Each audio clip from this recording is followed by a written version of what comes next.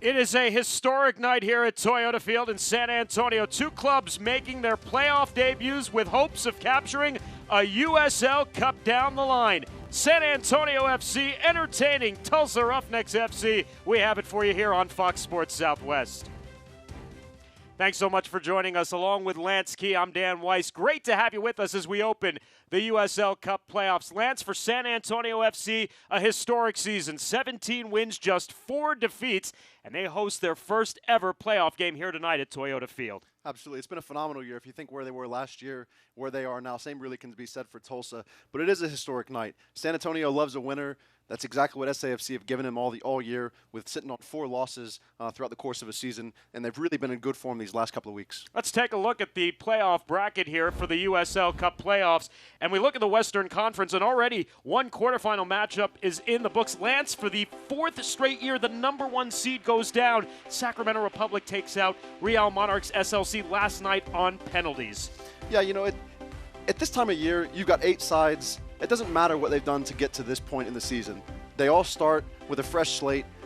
At this point, you're dealing with professionals. They're coming out, they're on contract, they're trying to make a statement, and so it doesn't matter how they get in, they're in. Doesn't matter whether they're the 8 seed or the 1 seed, as we found out last night. Everyone's going to turn up to play. We're going to see the same thing here tonight. Oh, you see the other side of the table. The winner of tonight's matchup will take on the winner of OKC Energy FC and Reno 1868. Well, San Antonio FC has really been led by 2 players all season, Lance.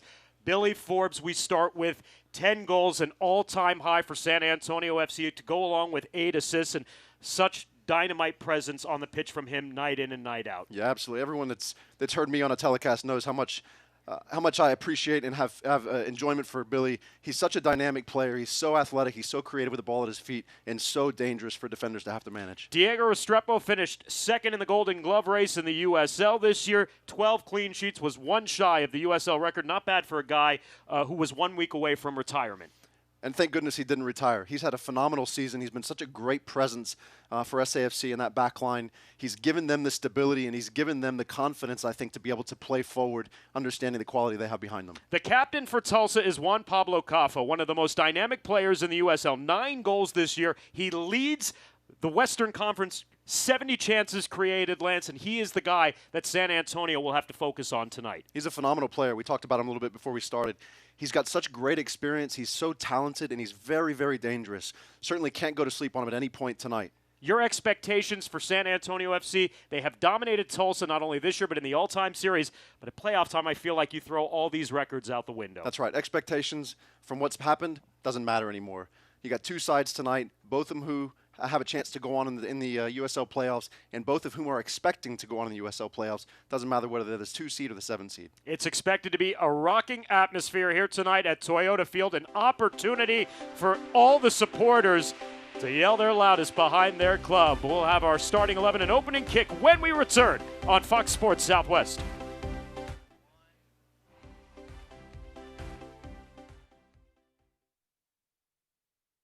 Welcome to Corner Store. How can we help? Well, I'm thirsty. We have juice, teas, and over 100 ways to create your drink with our Coca-Cola Freestyle. Wow, that's a lot of drinks. Need a boost? We've got fresh coffee and great deals on energy drinks. That's cool and hot. Ready to relax? Check out our craft beer and wine selection. Classy. How else can we help? That's it. I'll just take these. Thanks. Don't forget the milk. We're your juice, tea, soda, coffee, energy drink, beer, wine, milk, and more store. We're fresh and friendly. We're Corner Store. Look for the silver door, Timmy. All right, here we go. Timmy! What is this place? Welcome to the Spurs Retirement Club. This is nice. Here we have all-you-can-eat H-E-B Prime 1 steaks. Awesome. And here's your monogram steak, sir. Cooked to perfection. Plus an unlimited supply of Creamy Creations ice cream. You get it? Yeah, I get it. H-E-B Prime 1, just like they serve in the finest restaurants. Gotta crank this party up a notch. When it needs to be ultra exciting, high flying, non-stop action, San Antonio FC Soccer's got you covered. When it needs to be high performing, hard working, high tech, super safe, built for comfort, and surprisingly affordable, Holt Cat has got you covered. With best-in-class cat-heavy equipment, engines, generators, and more, plus legendary service and support, and the largest parts inventory and distribution network in Texas. Kick it into high gear with Holt Cat. I'm not the type to say any of this mushy garbage. You know what? I'm going for it. You are completely and utterly Awesome. I'm glad you showed up. In my life. I think I'm about to cry. You better not. Every single time I Get down! You always have My back. My back. It's really hard to describe. It's like all these tiny little things. Yes, things. Are actually friendship.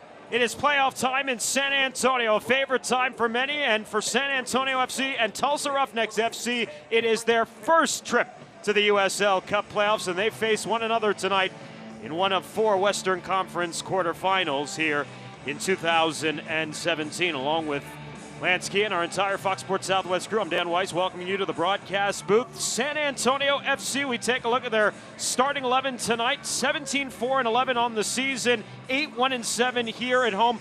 They're going to play a 4-1-4-1 formation with Diego Restrepo manning the cage. 13-4-9 was his record this season. And watch Ever Guzman Lance up top. 4 goals in his last 3 matches. He's been so dangerous these last couple of weeks in particular. I think this lineup is an evolution of what you've seen happen in the last couple of weeks. A couple of omissions maybe from earlier in the season, but a lot of power to come off the bench with as well. Tulsa Roughnecks FC will run a 4-2-3-1 formation, which they've done pretty much the entire season. We mentioned Juan Pablo Caffa up the middle. Fabian Serta, their keeper, native of Chile, with an 11-8-4 mark. But Christian Tieryoung was a guy that they brought on late in the season out of California. 4 goals in 16 matches, will be a player as well to watch up top too. Absolutely. Caffa playing that number 10 role, not just with the number 10 jersey, but that number 10 role.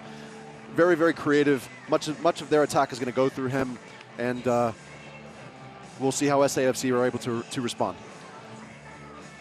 Darren Powell took over this organization in its infancy, literally, with no players, no staff, basically had a field, and that was it.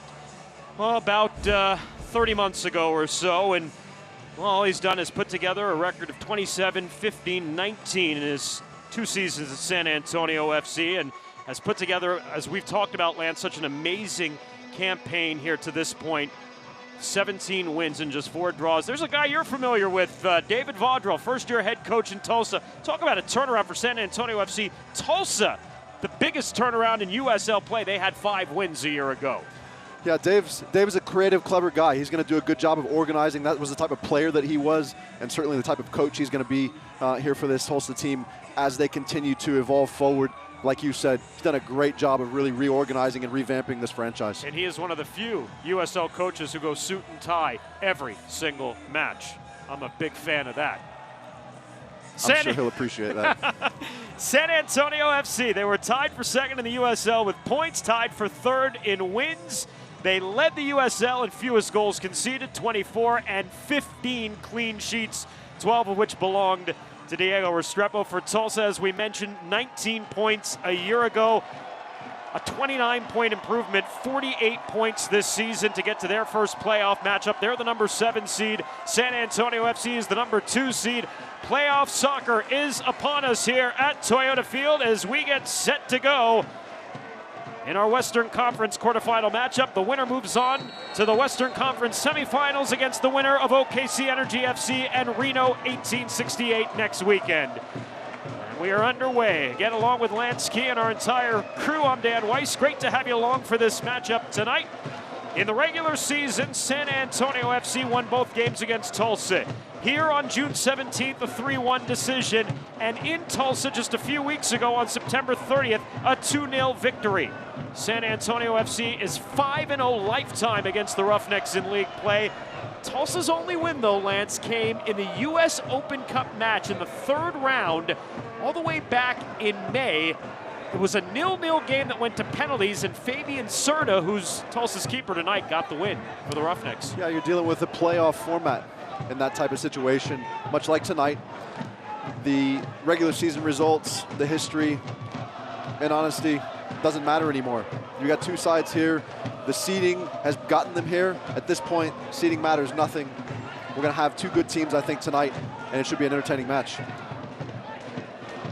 San Antonio FC really came on strong in their final 4 games, and this is the lineup that essentially got them to this point. A 3-1 win against RGV FC Toros last Saturday night that secured the number 2 spot and gave them this matchup that they have here tonight.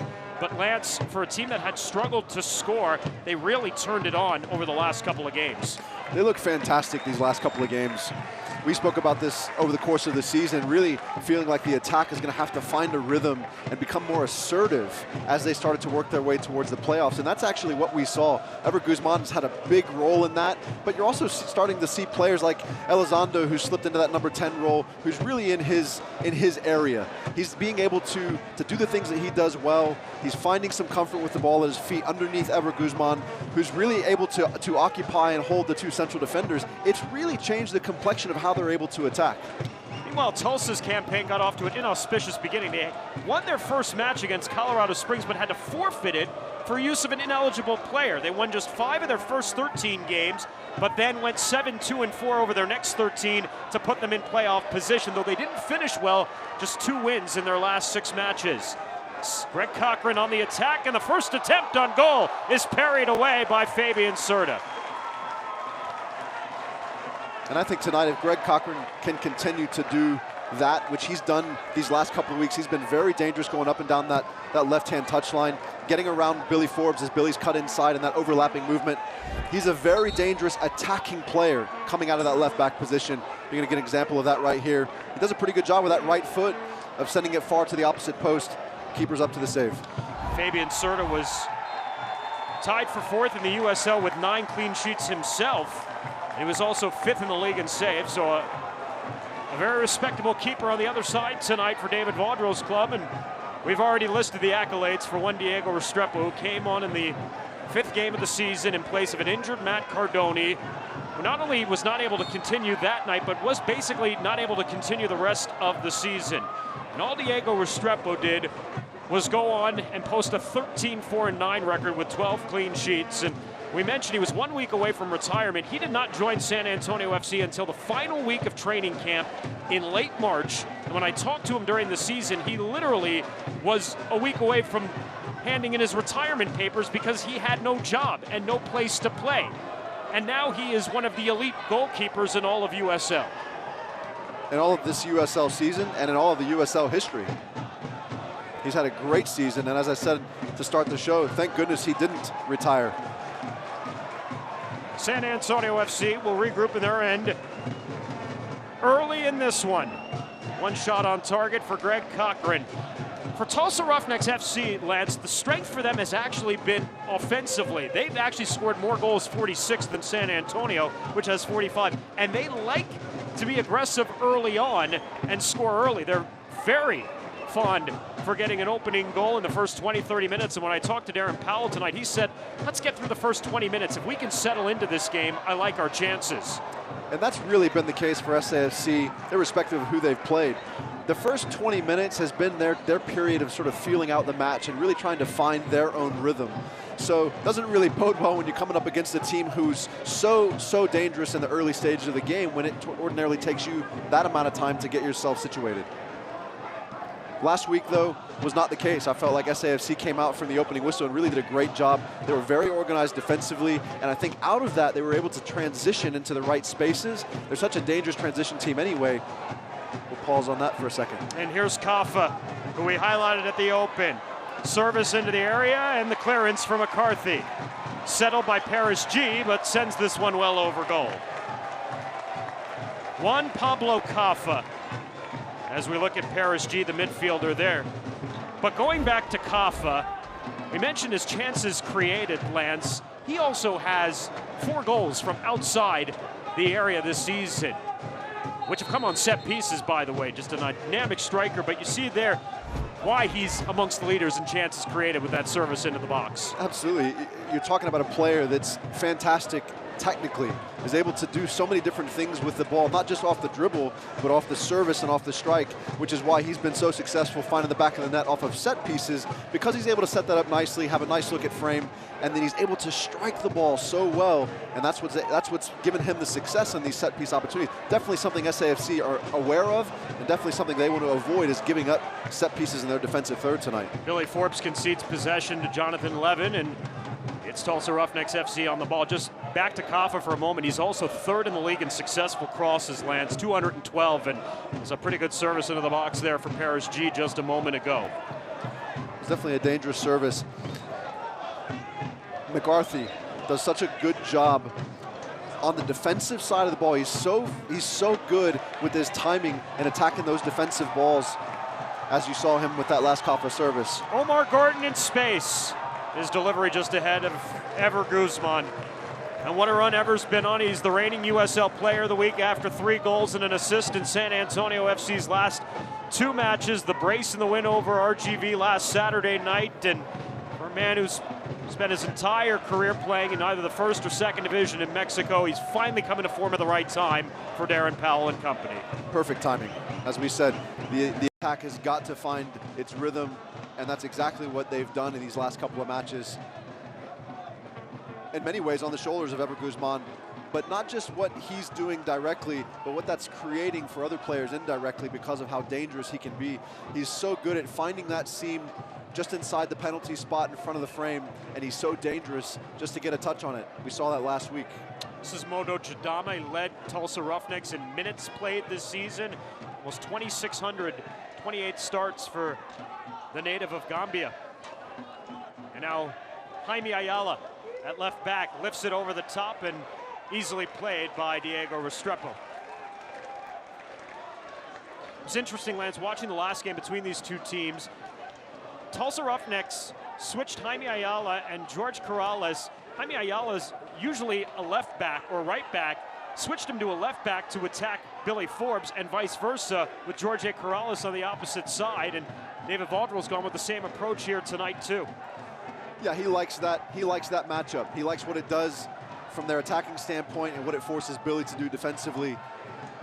It just makes sense in terms of his organization, how he sets up his team. He likes that matchup, and so no surprise that he's gone to it again. As you see, both teams right now really trying to figure things out. Nothing very dangerous on either side in the attacking third of the field. Most everything's being played here in this middle third. Omar Gordon with a nice move in space.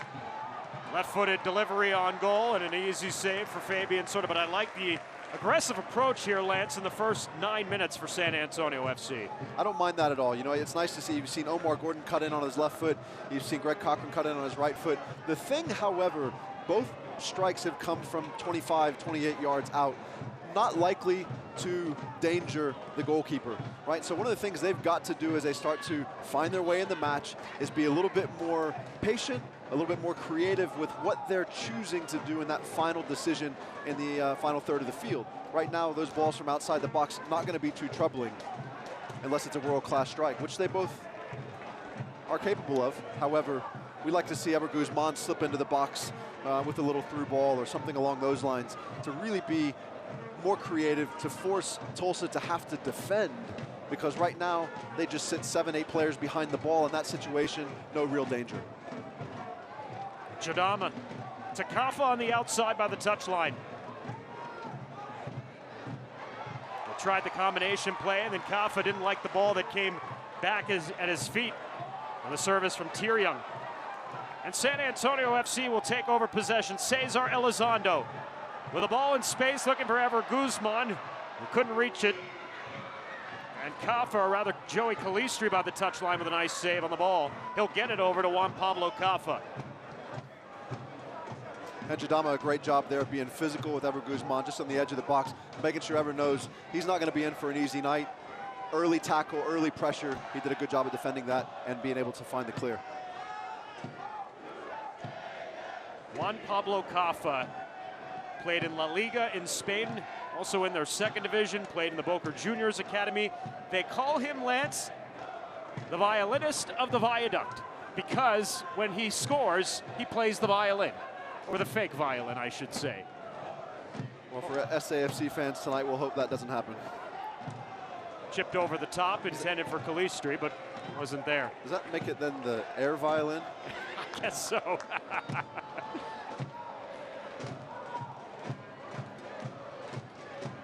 Lots of space opening up on both sides through the middle third of the field. You're seeing both teams really trying to get numbers behind the ball, make progressive passes forward difficult to find.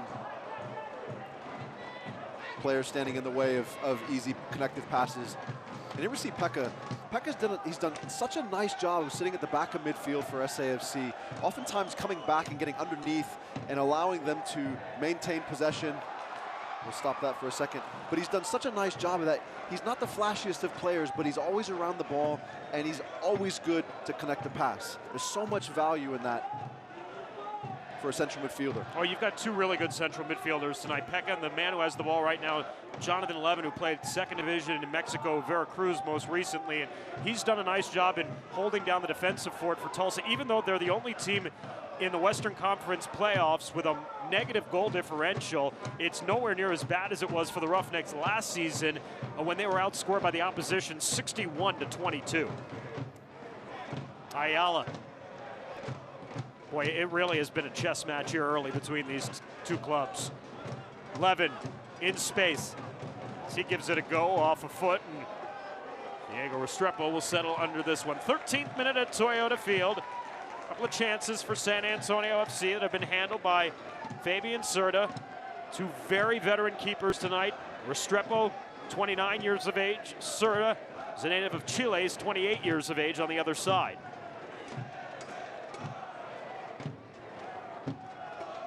Where San Antonio FC, Lance, I think may have an advantage tonight is their just general overall experience. Tulsa Roughnecks FC is a bit of a hybrid team because they have veteran players like Kafa, but then they have a lot of youth because of their affiliation with Chicago Fire. And they have 3 or 4 players down from the Chicago Fire that are either in their first or second year, you know, playing in what would be essentially a developmental league as they try to gain this invaluable experience of playing in tonight's game. Absolutely, and that's one of the things that we've talked about before throughout the season. SAFC are in that situation, whereas you have some of these other sides that are really the feeder teams for these pro sides, and so there's going to be a little bit more of a revolving door with the personnel, a little bit more inconsistency. Some of those relationships aren't quite as developed, but as you said, then the experience over the course of the season is going to turn out to be different at the end, and we're seeing that here. But this SAFC lineup, not just their season and their experience together this season, but just the overall experience of some of these players and their careers really is quite phenomenal for a USL side. Sebastian Ibiaga, he's up for Defender of the Year in the USL. He led the league in clearances and very likely could also be in the race for MVP for San Antonio FC on his play on the back four this season.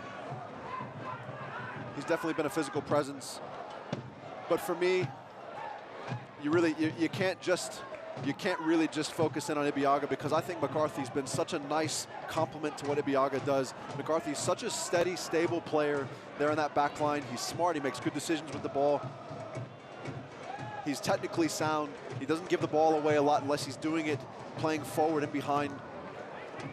And I think that the two of them, and then really if you start to look at Cochran and some of the other players that have come in, it's just really been a very good defensive side this year, which is why throughout the course of the season, they're only sitting on 4 losses. You see Marco Jean playing at right back. That's not where he started the year for San Antonio FC. Played in the midfield and then had to draw into that spot 4 games ago because Ben Noonan was given a 3-game suspension for a kick to the head of Jose Escalante for Rio Grande Valley FC. And because of that, Marco Jean all of a sudden becomes the starting right back for San Antonio FC in Game 1 of the playoffs. And hasn't looked out of place. He's a good player. He's very, very capable. And I think, honestly, for me at this point in time, I like him with the game in front of him. And so I think being at that right back position allows him to get the game there. And I think he can be certainly effective as SAFC try to make a playoff run here. Well, you mentioned McCarthy and his experience. 68 games at MLS, all with the New England Revolution. He was originally drafted by the Revs, second round back in 2011. Native of Dallas with the ball here. He tried to work it to Greg Cochran on that overlapping run on the left side. It was taken away. And Tulsa will try to go on the counter. They've had little working offensively here, really just trying to build out of the back and string some passes together here early, but not much in the way of an offensive game plan so far, Lance. Really hasn't been for either side, at least no real offensive success. There's some good moves by Billy Forbes through the midfield, but errors in the final third, although Tier Young will give San Antonio FC the ball back. And as I said earlier, both sides really, and you mentioned it, a little bit of a chess match, if you will. Both sides defensively trying to get numbers recovered underneath the ball and to get good organization, become very compact, and make it difficult for the opposition to be able to play with any kind of rhythm. I don't know if it's nerves or if it's just you don't want to make a mistake this early in the match. Well, I think also part of it's going to be design. The staffs on both sides are going to make sure they come out here and they have a stable start to the match. And so they want to, over the course of the week, they want to train and prepare and make sure they are organized on the defensive side of the ball. And they're going to figure they're going to get some chances. Both sides are going to create some chances tonight. They just haven't come in this first 17 minutes. I've often said the longer a game goes for San Antonio FC where they're 0-0, I think they're more comfortable than the opponent based on the way that they play. Cochran. Service into the box, deflected along, and we'll get our first corner of the match for San Antonio FC. There's Greg Cochran again, getting down that left-hand side, serving into the box. He does so well.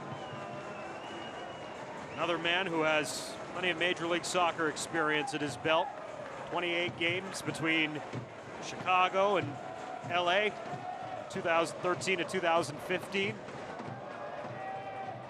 On his 5th pro season, and he has played more minutes as a member of San Antonio FC than any other player in the history of this club. Billy Forbes is going to take the corner here.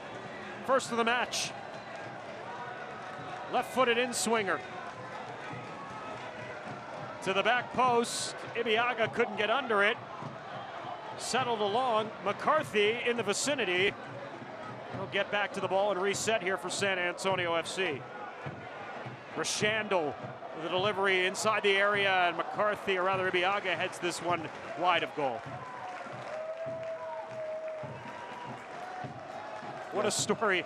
Sorry, Lance. What a story, of course, of the game you and I did against Portland for Ryan Restrepo, who scored in the 70th minute in the second half to give San Antonio FC that 2-1 victory that sealed a home playoff match. One that is going on here tonight, and a celebration with the Academy kids after he scored. Ryan Restrepo, who has been Mr. Versatility for this organization in his 2 years here, whether in the 18, whether coaching the Academy, whether up here in the broadcast booth, he does it all.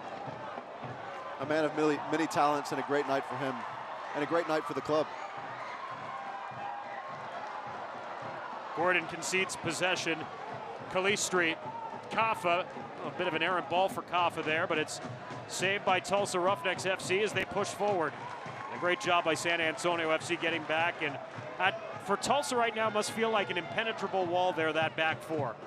Cochran looking in Billy Forbes' direction. There's a bad ball that Ever Guzman nearly pounced on, but Fabian Serta was able to poke it away.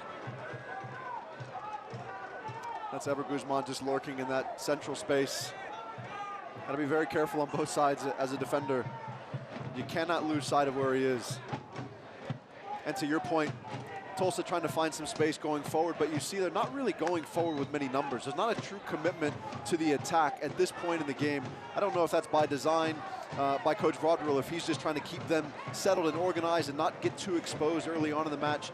But certainly there's not a real hurry. There's nothing that's really forcing them to get forward at this point in time, and so they aren't seeing any real success in the final third of the field because they haven't committed to it at this point. Well, with Levin and G playing in the central midfield right now, I get the sense that this is a defensive tactic by David Vaudreuil to start the game, and I think he wants to see where this match goes here in the first half. And you know, he might also feel playing 0-0 with San Antonio FC might be to his benefit too. Joaquin Rivas gives it a go. Restrepo makes his first save of the match. Joaquin Rivas led the club, 32 appearances, 5 goals, and tests Restrepo here in the 21st minute. You see the same things going on both sides. When the back line of either team is picking up the ball, there's really an absence of availability of central players in the middle of the park. So neither team is able to do much. They're playing laterally across their back line, reach a point of impatience or relative impatience, and then end up playing a ball big and forward, like this one here, really to no avail. So I think until one of the sides starts to become more mobile and dynamic in the center of midfield, we're going to see this game continue on as it has thus far. Well, we've talked about the lineup, Lance, for San Antonio FC, but I think it's worth mentioning who was omitted from the starting 11 tonight. Chris Tierpak, who had a fabulous season for San Antonio FC with 6 goals, and the captain for most of the season, Michael Reed, playing in that central midfield role along with Pekka. Both are in the 18, but neither in the starting 11 tonight. Well, as I mentioned earlier on, what we see tonight, it really has evolved over the last couple of weeks. I'm a big fan of Chris Tierpak. I think he's very dangerous coming in off the touchline in possession. He never really shows the ball to the defenders. He does a great job of keeping it underneath him. So he's very, very dangerous, very, very capable. But you can't argue with the form and the quality that we've seen over the last couple of weeks. In the end, it's a tough decision by Darren Powell and his staff, and ultimately to leave a player like Chris Tierpak out, he'd definitely be on the starting lineup for most USL sides in any match. It's a handball violation against San Antonio FC. When I asked Darren before the game about why Tierpak wasn't in the 11, he said, plainly, we've got 3 fabulous wide players and only 2 wide positions available to start the game. So it's more of a luxury, I guess, rather than a controversy, if you want to call it, but certainly notable to say the least. Even teams at the top of the table have challenges. Juan Pablo Caffa, where he's most dangerous on set pieces. Oh, this one's pretty far back for him. Likely not in the area of where he'll go for goal. But the left-footed striker, in-swinger, is as dangerous as they come in the USL. You're going to see his ability to texture a ball here. Bends this one into the area, and Ibiaga with a clearance to the corner of the box. Lifted back along and in. McCarthy gets on top of this one. Paris G out top. Gives it a go, and Tulsa Roughnecks FC is on the board first at Toyota Field on a strike from the midfielder Paris G here in the 23rd minute. Speaking of the ability to put that ball on frame, that was really a fantastic take. 9 players, 9 SAFC players under the ball, 10 if you include Restrepo. No pressure to it. It's a ball that's cleared centrally, and that player is able to step forward, get his first touch out of his feet, and really under no pressure is able to pick out the top corner there. Tough for Diego Restrepo to see that ball and just not able to keep it out. Just a fantastic finish. What a finish for the third-year man, Paris G. Burnaby, British Columbia. He did not score at all in the regular season, and he scores arguably the biggest goal for Tulsa in their franchise history, at least to date. And this, Lance, is what we talked about a little bit with San Antonio FC, and especially against Tulsa, who is aggressive in the first half and oftentimes gets an early goal. San Antonio FC, when they score first, they've been on top of their game all season. The other side of the coin, Lance, they have just 1 win this year when they concede first. Yeah, definitely not the position that after 24 minutes Darren Powell envisioned them being in tonight. But really just thus far hasn't been fantastic from either side. And it took a great finish to break the deadlock, but it was well deserved. SAFC are going to be now forced to come out and approach this next half hour, I think the end of this first half and the beginning of next half, at a critical time where they're really going to have to kind of come out of where they've been, start to become more dynamic, start to be more active off the ball. We haven't really seen that thus far. And start to impose themselves on the match. It was an early goal last night here as an injured Omar Gordon right now for San Antonio FC on the pitch. And Gordon slowly get up. There's a challenge coming forward there by Jaime Ayala, left back. I was going to make the point, Lance, it was an early goal by visiting Sacramento Republic FC last night in Salt Lake City that got the number 8 seed on the board first. The home side scored on a penalty kick in the 85th minute, and then after a scoreless 30 minutes of extra time, it was penalties that decided, and it was a 3-1 victory in penalties for Sacramento Republic FC as they advance to the Western Conference semifinals. So once again, here's a lower seed on the road getting the opening goal. And this format without a home and away, it changes things. It really takes I think the seeding almost matters not. Some people might argue that it matters more. In my mind, it matters not, because in the end, it's a single match, and anything in this game can happen on any night. It doesn't matter how good or bad the team is or has been. It matters how good or bad they are on the night. And thus far, neither team really has been great, but that finish was great. And it's going to take a great performance now in this last bit of this match from SAFC if they're going to turn the tide of this result. Well, it wasn't automatic this year for Tulsa, Lance, when they scored first, and it wasn't automatic for them even as recently as last Saturday night. They were up 2 at home over Colorado Springs and conceded the next 4. So certainly all hope is not lost for San Antonio FC, not with the attack they've had, but certainly now the pressure is on them as the home side here down 1-0. Listen, they've got over an hour, so there's definitely no fear that this is lost. They've got over an hour of play to get things right, and I suspect that they will. Unfortunately, as we've talked about, it's a little bit of a slow start for SAFC, which has been pretty much the case most of the matches thus far this year. And so as they continue to find their way into the game and they continue to build and develop a rhythm, we'll start to see the form that they've been in, I believe, because of the personnel they've chosen to go with tonight. But good on Tulsa so far, almost a half hour into this match, and really haven't looked to be in much trouble at any point in time against a very good SAFC side and a very good SAFC attack. Tyrion. Kaffa along the touchline as he gets around Marco Zhang. And Kaffa goes down. He wanted a foul. Play on, says center referee Timothy Ford. That was a good decision there from the center official. And now the foul on Joey Calistri. San Antonio FC will continue possession. Nearly through the first half hour of the match, Parrish G in the 23rd minute, who did not score all season, nails a strike from about 23 yards out. Give Tulsa Roughnecks FC the opening goal on the road in their first playoff match. San Antonio FC, which has never lost in USL play against Tulsa, and Lance, they scored multiple goals in all 5 games of the regular season against Tulsa over 2 years. It's the only opponent in the USL that San Antonio FC has had that kind of offensive success against. Kaffa. As it returns it to Jaime Ayala. It appears as Tulsa is very well aware of that, because of the way that they've organized themselves tonight defensively. They've done a really good job of getting numbers back. I wouldn't always say that their organization has been fantastic thus far, but the commitment to get numbers underneath the ball has been very good, and consequently SAFC really have yet to be able to find the spaces that they want to operate as successful as they like to.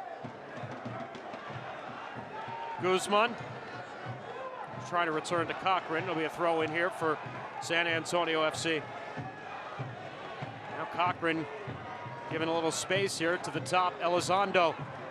And a good challenge there once again for Tulsa as they'll take possession away again. Kafa switches ends. Joaquin Rivas accepts this ball as he pushes quickly forward into the area. Strike that's blocked right here to Kafa in his wheelhouse, and it's a good play there by Marco Zhang to set up the first corner of the match for Tulsa. It was a great ball out from Kafa there on the diagonal to really an isolated 1v1 situation. Mccarthy with a little bit of trouble there, didn't really get any help coming across until the very, very end. Kafa finding himself in a good position off that deflection. I'm a little surprised he didn't cut that back inside because of the isolation he had there with Ojong. Kafa will take the corner. He orchestrates everything when it comes to their set pieces. To the near post and headed away. And Elizondo, rather ever Guzman. A nice touch on the ball there ahead. Marco Zhang in space will quickly push forward here on the counter. Now Elizondo to the outside. There you see again that commitment of Tulsa to get numbers underneath the ball. Conversely, SAFC only really able to get 3 players ahead versus the 8 to 9 players that Tulsa were able to get underneath it. It's just going to have to be quicker. It's going to have to be cleaner from SAFC. They've been so dangerous in the counterattack and in transition all year long, and it's certainly something that, because of the personnel they have, they can do very, very well. And Tulsa recognizing that, which I think is why we're seeing the commitment defensively to get back.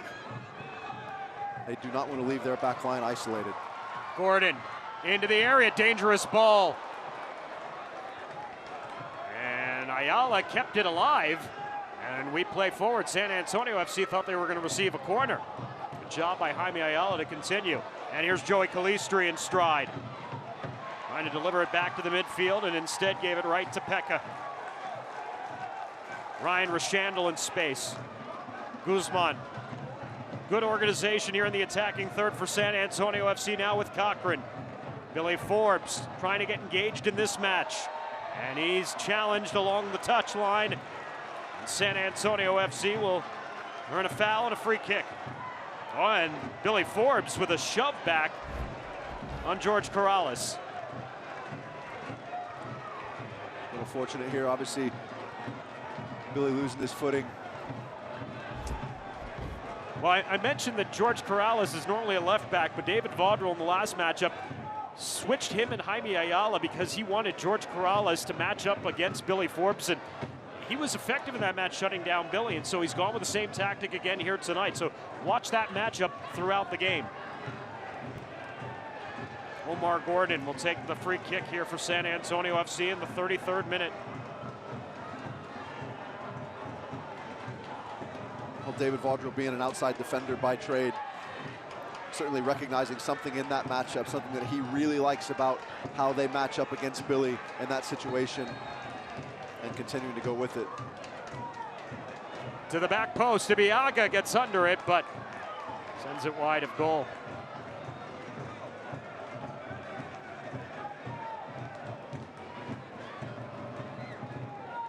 So an early strike for Parish G in the 23rd minute. That came as a result of an initial set piece taken by Juan Pablo Kafa. G eventually was the recipient under outside the area and delivered a perfect strike to the upper right corner of the net. That is the lone goal in the match to this point. Having said that, as my partner mentioned, you've got still about an hour's worth of game time remaining. San Antonio FC has often been more dangerous in the second half than they've been in the first half. Great job from Pekka there to organize that ball out to Cochran through McCarthy there.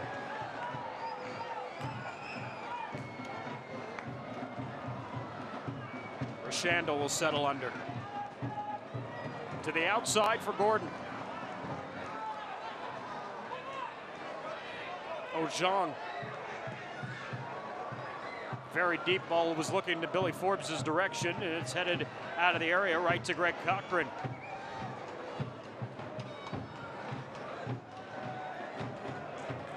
Forbes trying to make a move into the area, slips down, goes down. They play on.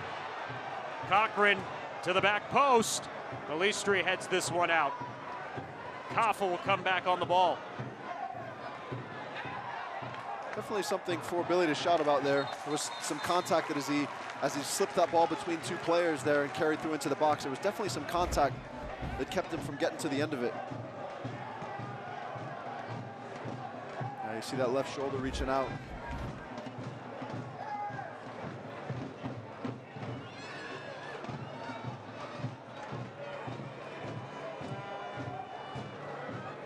There you're seeing a little bit more mobility in the middle of the park. SAFC pressing forward, obviously getting their posture further forward up the field. And Tulsa at this point quite happy just to try to recover players underneath it and try to keep things in front of them as much as possible. Again, Billy in space off the crossbar. Left-footed delivery, and he didn't miss by much. Omar Gordon now into the area, that's headed to the top of the area, not out completely, and now it does come out. Settled here for San Antonio FC. Now on the attack, Ojong with a strike, but wide of goal. And that's the spirit of SAFC starting to come out now.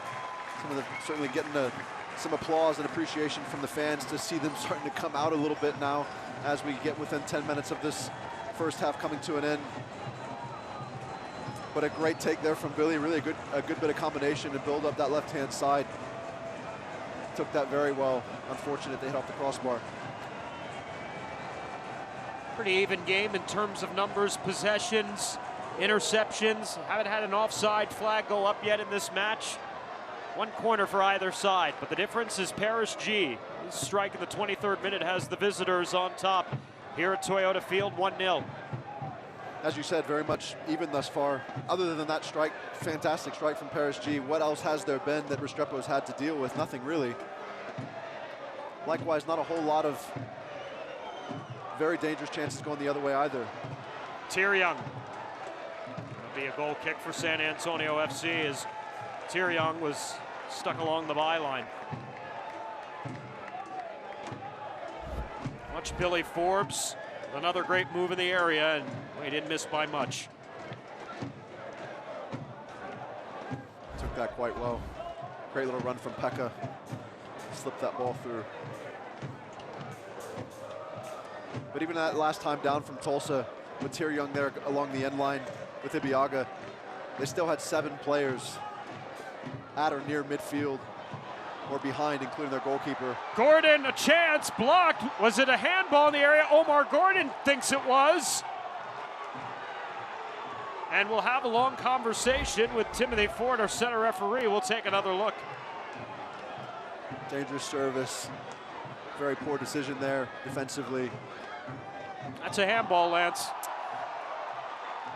Omar Gordon's got a pretty valid argument. Yeah, I think the ref's gonna say it was in line with his body, didn't extend away. He'll justify that based on that alone, and certainly from his angle probably wasn't even in position to see. But there you see that arm really in line with his body. If it didn't hit his hand, it's gonna go off his back. But listen, if you're Omar Gordon, you're gonna ask for that every time, and you should. In the end, we play on from a corner. Second corner for San Antonio FC to the near post, and not the best service this time from Billy Forbes. It'll come out here now for Pekka. San Antonio FC has been pressing for the last 5 minutes. Gordon with good hustle, but won't be able to save this ball. The point there for young players in the audience, those last 2 services from SAFC, Billy Forbes there off that left-footed in-swinger on the corner, and then Pekka. You've heard your coaches many, many times say over and over and over, you've got to clear that first defender. There's an example both times of that ball not clearing that first defender, and those are the times and the situations where counterattacks become very dangerous going the other direction. So even professionals sometimes don't get that quite right, but certainly something to focus on as a ball striker.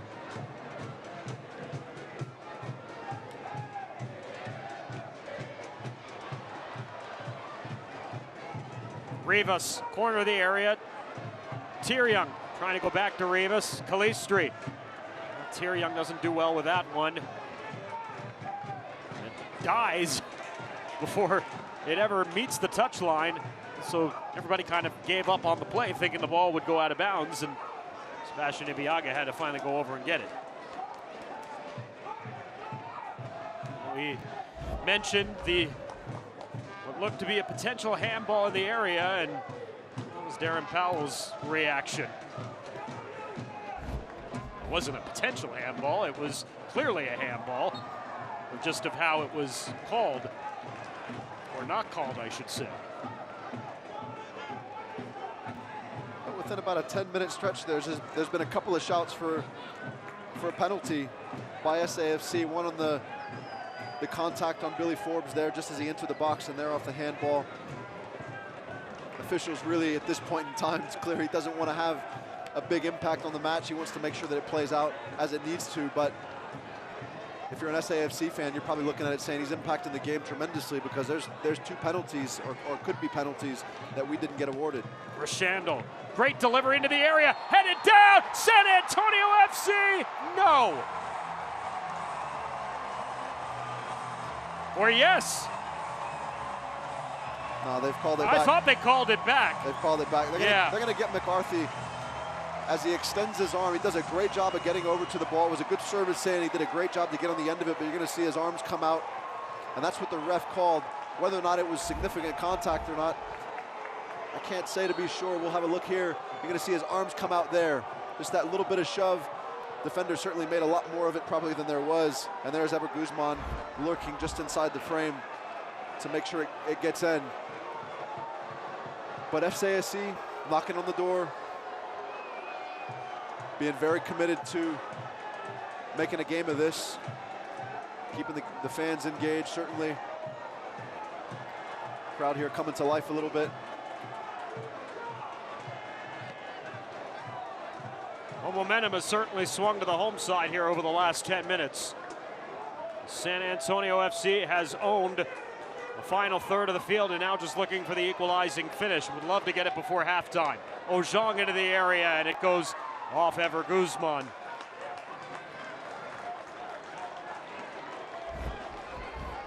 Lance, you said it.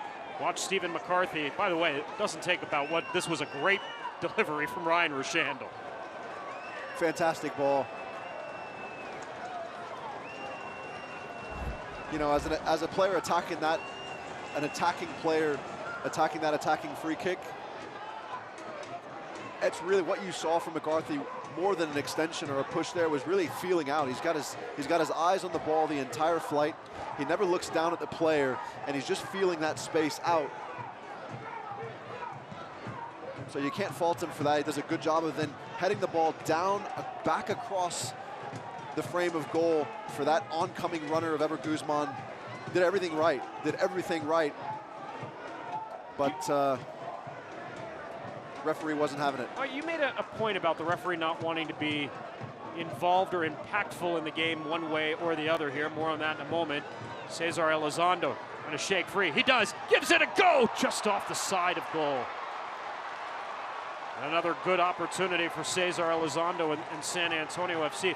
But the point I was going to make was, so that's now maybe, as you've highlighted, 3 situations as we'll get a look here at the Elizondo strike. You love to see SAFC's form right now as they work their way into this first half. Tulsa really tried to survive. He does a good job of getting his hips around that ball and just wasn't able to drag it back far enough to tuck it inside that near corner. So you've highlighted 3 situations now where a call could have been made one way or the other. But as the game goes along, is the referee cognizant of that as we move later in the game? That'll depend on who you ask. He'll tell you no. A referee watching the game will probably say it's in the back of his mind. But he obviously doesn't want to make a decision based on those situations. He wants to make, if he's going to make a decision to award a penalty, he wants to make sure there's merit to it and it's independent of the previous circumstances. But I can assure you, he's got 11 players or 10 players in black and 1 in neon yellow that are going to remind him at every opportunity. Third quarter of the match for San Antonio FC. McCarthy off of Ibeagha. Levin gets under it for the clearance. San Antonio FC still with the ball. Rochandle with a strike. Parrott carried away by Serta. Billy Forbes, and Serta will get to this one. Not a bad effort there from Ryan Rochandel. It's going to take a lot to beat the goalkeeper from that distance, but you don't mind him having a go. Good support there from SAFC. Billy getting around that deflection, making sure to keep it alive.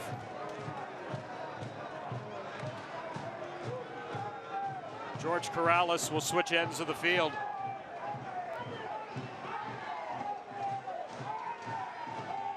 Kafa.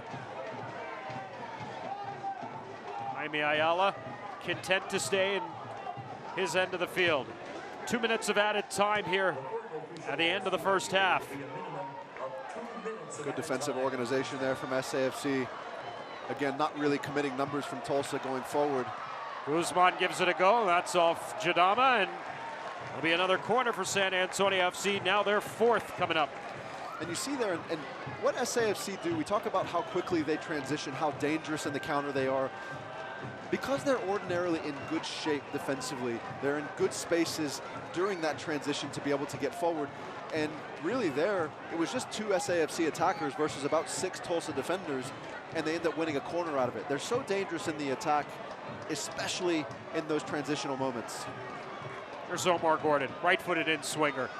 To the top of the 6, and McCarthy couldn't beat out Bradley Bourgeois that time. And then it's Elizondo on the receiving end, but that ball goes out of Toyota Field.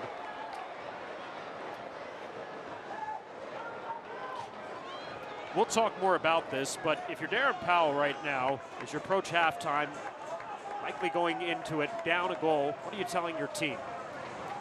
I think you're telling them, listen, guys, we didn't start off the match very well. Neither team really has, but we've been a lot more dangerous than they have over the course of the first 45 minutes. We've got to continue to do the things that we've done well. Let's not forget where we've been these last couple of weeks and the form that we were in. Let's not go away from that. In fact, let's try to be consistent with those themes. And what have they done during that time? They've been good in organization defensively. They've had great mobility off the ball in the attack. And they've gotten good service into the box. And Ever Guzman is still Ever Guzman. He's still going to be a great player to target with those in-swinging balls into the 18-yard box. We still have the type of personnels and players in those wide areas who can create themselves some good situations and get those balls in. Let's continue to do those things. And Darren will hopefully preach those words as we've hit halftime at Toyota Field. Parrish G, his goal in the 23rd minute, has given the Tulsa Roughnecks a 1-0 lead over San Antonio FC in this USL Western Conference Quarterfinal. Darren Powell smarting a little bit as he makes his way to the locker room with 3 maybe controversial calls in that first half. Our halftime continues from Toyota Field after this here at Fox Sports Southwest.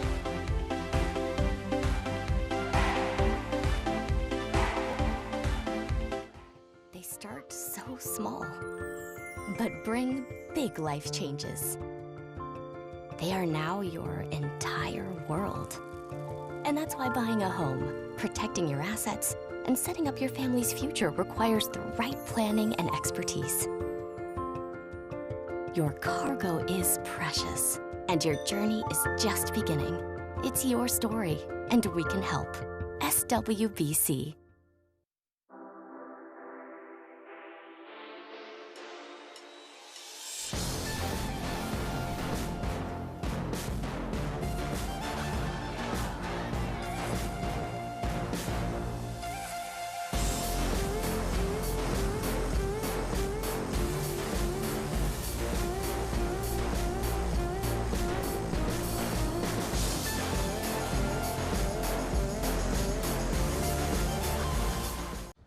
So I'm cruising here in my new Camry. You know, just following the nav's predictive traffic. That's when I saw smoke coming from the pet store. I called 911 on the Bluetooth and began the rescue.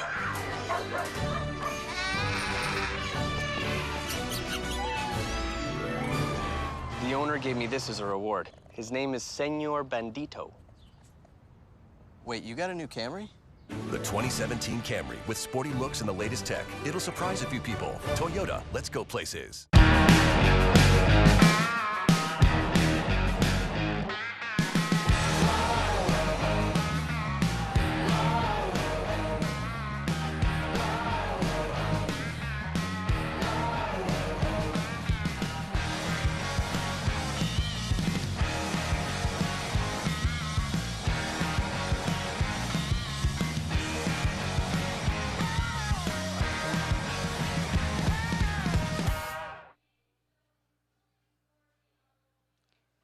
Halftime at Toyota Field, Tulsa Roughnecks FC with a 1-0 lead over San Antonio FC here in this Western Conference Quarterfinal for the USL Cup. Omar Gordon joined San Antonio FC on August 17th, was after his Reggae Boys, Team Jamaica, put on a spirited effort in the Gold Cup, coming just a goal short of winning the Gold Cup and knocking off Team USA. But for Omar Gordon, it's been quite the ride this summer, and now trying to translate that into playoff success with San Antonio FC.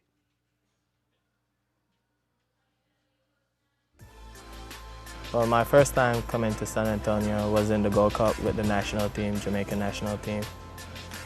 And the coach watched me from then, and he have interest in me, and he want to bring me here. Their style of playing is much like my style of playing, so it's just like I'm back home in Jamaica playing amongst my teammates. Day in, day out when I play, it's everything to me, you know.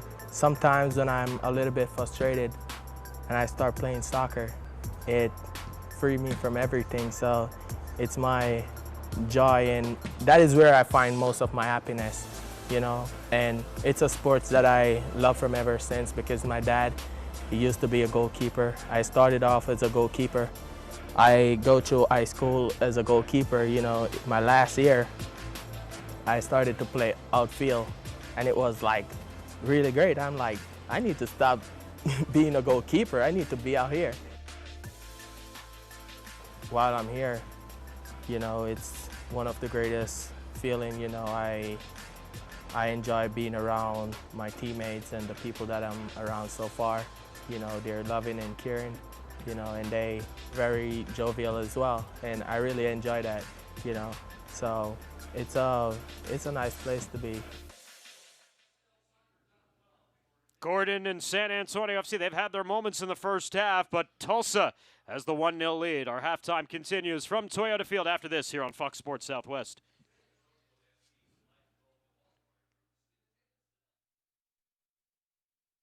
I'm a retired school psychologist, and helping people was my thing. I was very independent and thought I could take care of myself. I fell, and I had to have Meals on Wheels. After my stroke, when Meals on Wheels started, I was on the other end of the stick, so to speak. Meals on Wheels, coming to my door as someone who's housebound, having someone check on me, assures me that I'm not forgotten. Meals on Wheels has given me a mode of freedom that I wouldn't have otherwise. We're the clients. We are the clients. We are the clients of Meals on Wheels. America, let's do lunch. 1 in 6 seniors faces the threat of hunger, and millions more live in isolation. Drop off a hot meal and say a quick hello. Volunteer by donating your lunch break at americaletsdolunch.org. How can I help my daughter with her reading? Searching for help with Dachshund Reading. Why do you not get me? I do. This is what it feels like for kids with learning and attention issues. Redirecting to understood.org. Join parents and experts at understood.org, a free online resource about learning and attention issues to help your child thrive. The end of the USL regular season also saw the end to the statistical awards race and the announcement of the winners for Golden Boot and Golden Glove, along with Assist Champion. Expansion franchise Reno 1868 FC had an inaugural season for the record books, becoming the league's top-scoring offense and snagging 2 awards along the way. Dane Kelly became the USL all-time leading goal scorer during the regular season, adding a single season-high 18 goals to his career tally while claiming the first USL Golden Boot of his career. His USL regular season goal total reached 66 as he was the first USL player to surpass 50 goals since the league's inception in 2011. In a stellar rookie campaign, Chris Whean had a hand in the offensive success of Reno 1868 FC, connecting with Kelly to create 4 goals for Reno over the course of the season. In total, Whean notched 12 assists, tying the USL single-season record as he earned the title of Assist Champion. The regular season also saw Rochester Rhinos goalkeeper Tomas Gomez snag his 2nd consecutive Golden Glove award. In 22 appearances, Gomez posted 11 shutouts with a .73 goals against average. His award continued the trend for the club as Rochester earned their 4th Golden Glove in 4 seasons. With playoffs finally here, the awards for MVP, Rookie of the Year, Coach of the Year, Defender of the Year, Goalkeeper of the Year, along with the 2017 USL All-League team will be announced in November. For USL Network, I'm Morgan Conklin. They said I have troll teeth. That my voice sounded like a possessed baby doll. That no one would ever love someone as stupid as me. That I was fat, ugly. Disgusting. The effect of bullying is potent. We will no longer be the silent majority. Now, when you see online bullying, there's something you can do about it. We're gonna take action with the I. I am a witness. I am a witness. I am a witness. I am a witness. I am a witness, and so are you.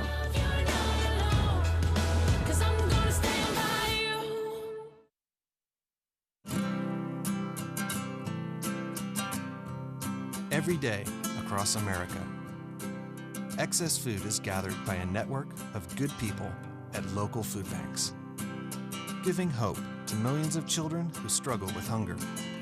They've earned their wings, and you can too. Together, we can solve child hunger.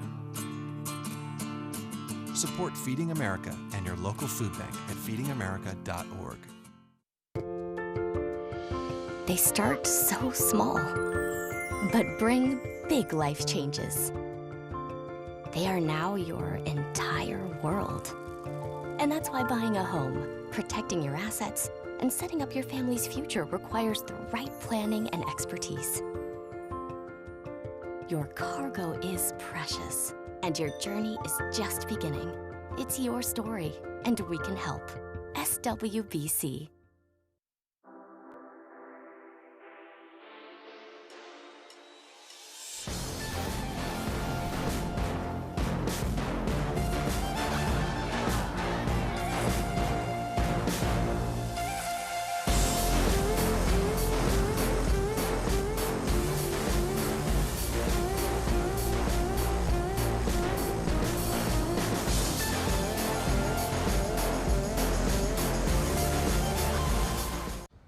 So I'm cruising here in my new Camry.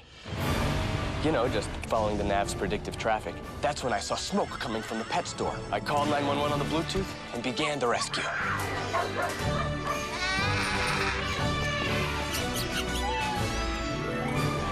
The owner gave me this as a reward. His name is Senor Bandito. Wait, you got a new Camry? The 2017 Camry with sporty looks and the latest tech. It'll surprise a few people. Toyota, let's go places.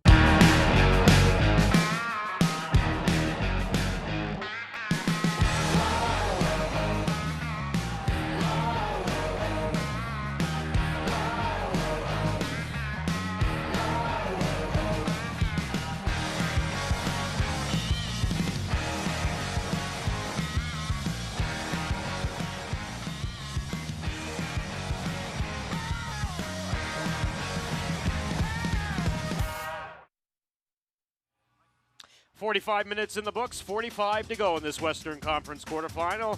San Antonio FC trailing Tulsa Roughnecks FC 1-0. Welcome back upstairs to the broadcast booth along with Lance Key and our entire crew. I'm Dan Weiss. Great to have you along here this evening. Lance, San Antonio FC and Tulsa Roughnecks FC over 5 matches in all-time USL play. It's always gone San Antonio FC's way, but the playoffs are a different animal, and Tulsa Roughnecks FC has the first strike here tonight. That's right, and it's not necessarily not going to go their way tonight. They're doing a lot of things really well. Just as we said as we close out the half, they're doing a lot of things very well, and they have been in good form these last couple of weeks. So there's no need to panic. As I said, Coach Powell's going to go into halftime, and he's going to talk to the players about what they've done that's gotten to them to this point, and what they need to continue to strive for, and what they need to continue to put together. It's a good side. It's a very capable side. We saw that the last 12 minutes of the first half. They're very dangerous. They just need to continue to persist forward.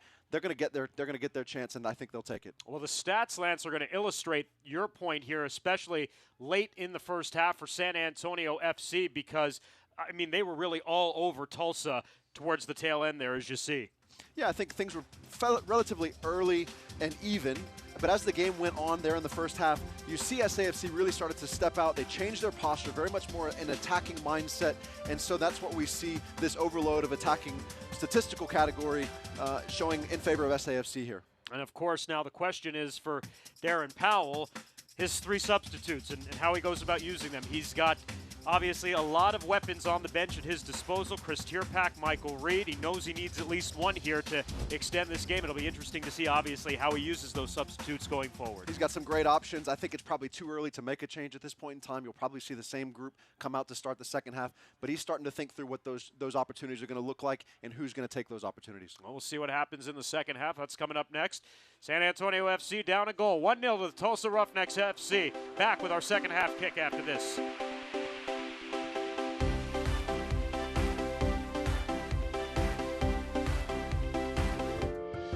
They start so small, but bring big life changes. They are now your entire world. And that's why buying a home, protecting your assets, and setting up your family's future requires the right planning and expertise. Your cargo is precious, and your journey is just beginning. It's your story, and we can help. SWBC.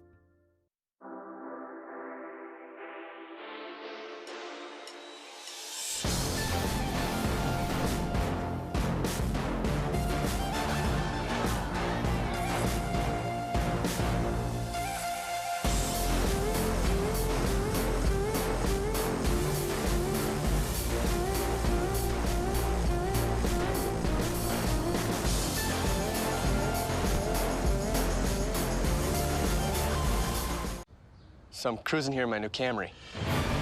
You know, just following the nav's predictive traffic. That's when I saw smoke coming from the pet store. I called 911 on the Bluetooth and began the rescue.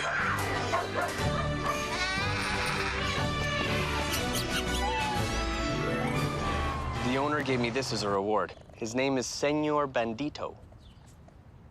Wait, you got a new Camry?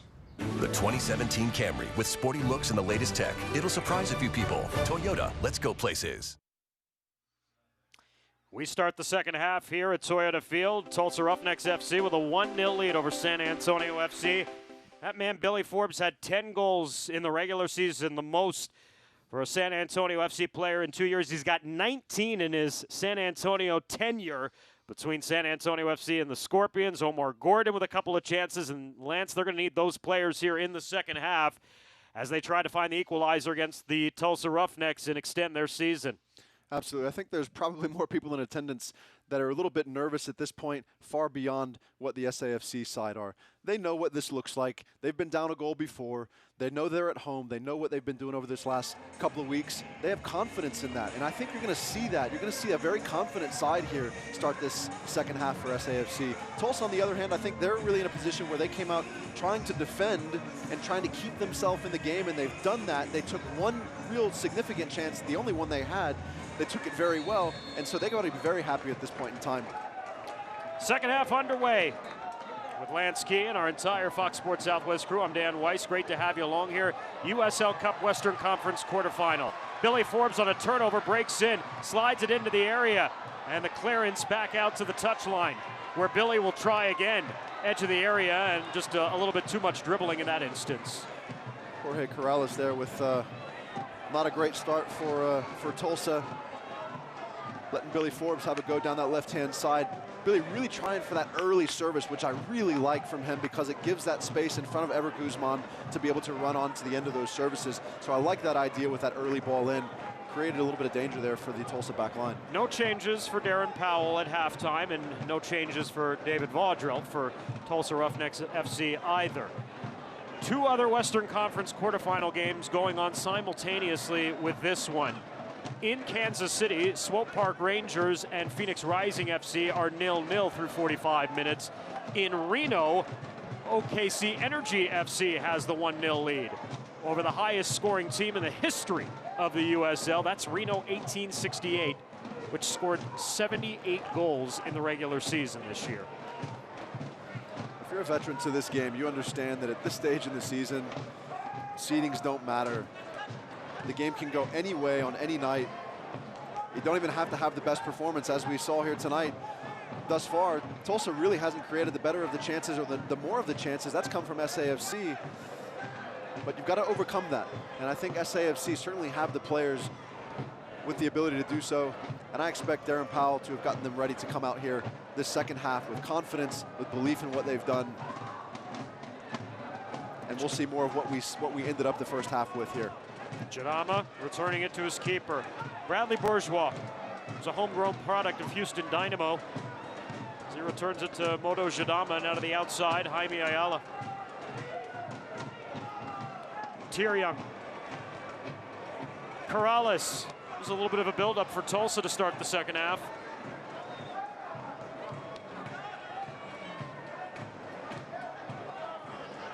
Yeah, SAFC really dropped off the pressure to the ball, which has allowed Tulsa to sort of find themselves in spaces, I think, without them even really working for or expecting them. There's a nice overlapping run here. Joaquin Rivas. Bourgeois. Good patience and possession here for Tulsa.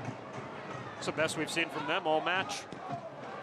Well, as I said, SAFC really at this juncture right now have come off of the pressure on the ball, so it's given Tulsa that extra little bit of time. So Tulsa's taking that and doing a really nice job with it. Here you see them getting stretched out. Greg Cochran again having to make a long run out to try to pressure the ball. Into the area, Calistri. Good job there, Calistri. And Tyrion was there, but so too was Marco Jong with a great play in front. And Tyrion, although he was there for the touch, maybe he didn't get what he wanted because of Ojong coming back.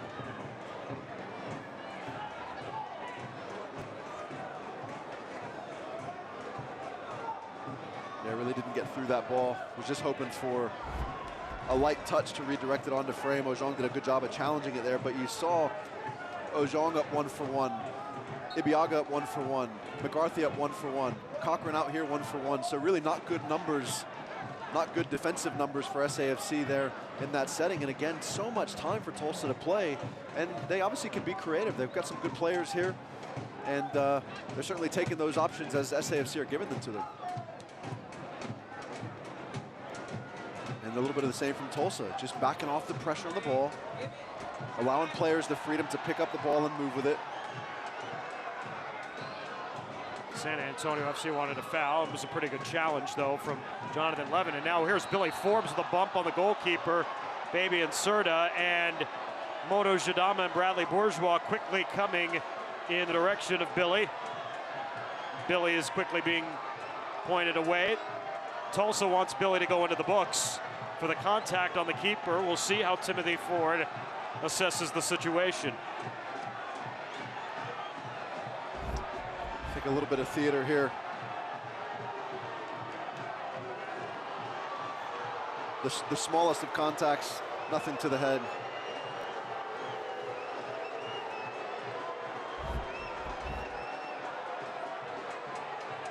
And again, if you want to make the point that the center referee, Timothy Ford, has done what he feels is his job tonight to not be impactful in this match, you expect him to let Billy go, and let Billy go here. Exactly right. And Fabian Serta happy to take 60, 90 seconds off the clock, even though there's a lot still to be played. Really too early to be overly concerned with the time. However, certainly gamesmanship in that. We've seen that from Diego Restrepo at times this year. I think it's just a calling card for a lot of keepers in this game. Rashandel. Good numbers around the ball there for SAFC. Back into the outside there with Ojong, yeah. Bad ball back in the direction of Omar Gordon. And a push the other way for Tulsa. Nice job by Gordon getting back. Now San Antonio FC will try the left side.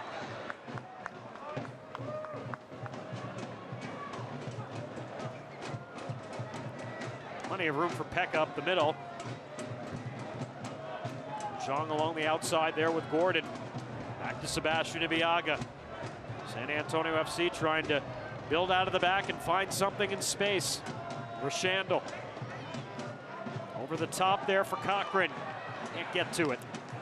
Yeah, that ball needs to come out to Cochran there on the touchline, to his feet. He was in good position. Rashandel's touch forward drew that defender inside, which allowed Cochran to have that space that he needed there. Just overcomplicated the service there.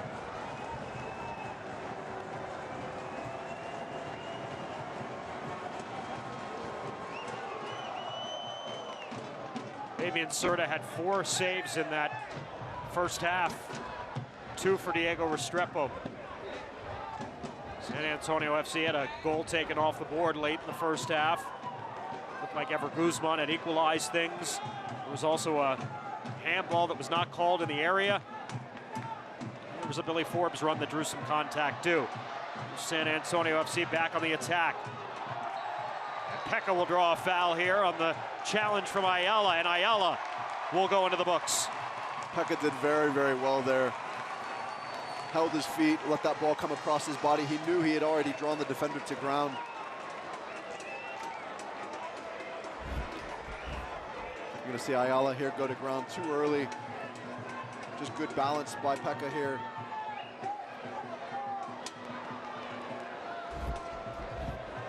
Sets up an opportunity on the set piece for San Antonio FC.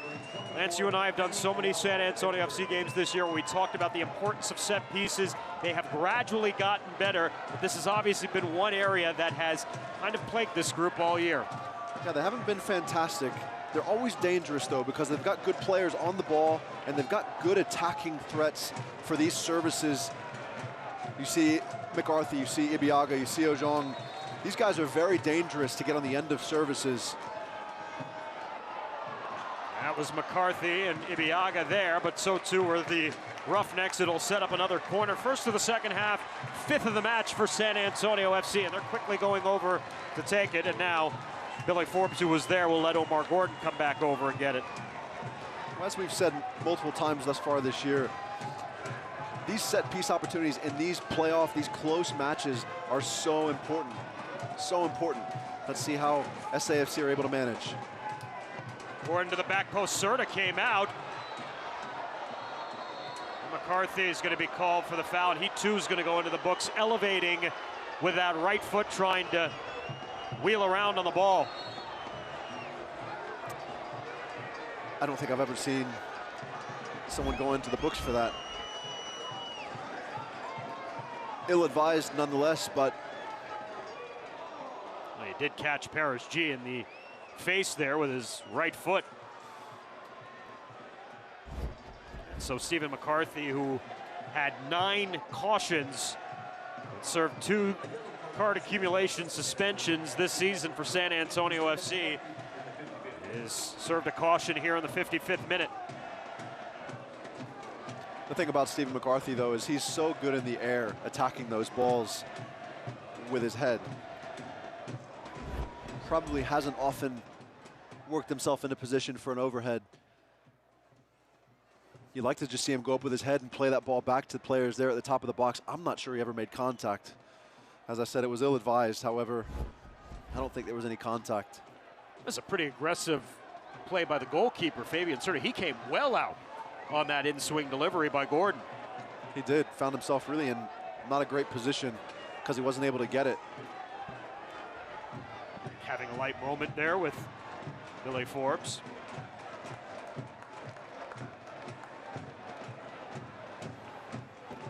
There is some familiarity between some of these players because of the fact that many of them played for Rayo OKC in NASL play last year. Rayo OKC ceasing operations after the season, and so players obviously had to find new homes. Billy Forbes and Pekka and Sebastian Ibiaga were part of that crew, and on the other side, so too were a couple of players that are in the 18 but haven't played yet here tonight. Ian Svantussin along with Ryan Byers and Hasuke Kimura.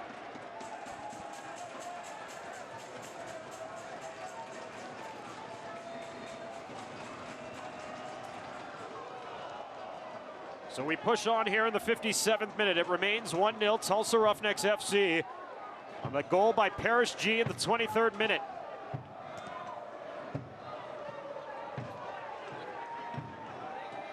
Rivas slips it into the box. Tyr-Young, and off the outside of the goal there on the final touch for Christian Tyr-Young, who we touched on at the top of the broadcast. 4 goals in 16 matches coming on late in the season. Was a draft pick of San Jose this past MLS Super Draft, but did not sign with the Earthquakes. Gordon into the area in the direction of Ever Guzman, but it never came to him.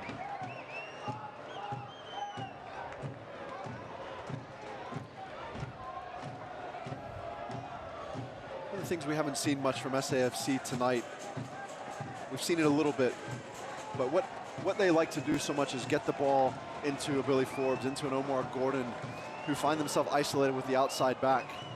I haven't really been able to do that, and one of the things that's so dangerous about that is that it forces that near center back to drift across, which then creates some space for Ever Guzman. Because they haven't found themselves in those situations much, we haven't seen what we've been seeing over the last couple of weeks to its full extent.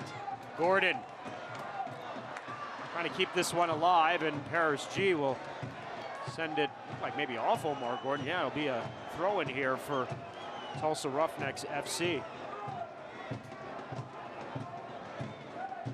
Were you perhaps expecting a little more pressure for San Antonio FC to start the second half than we've seen so far here in these first 13 minutes? Just based on the way they finished the first half.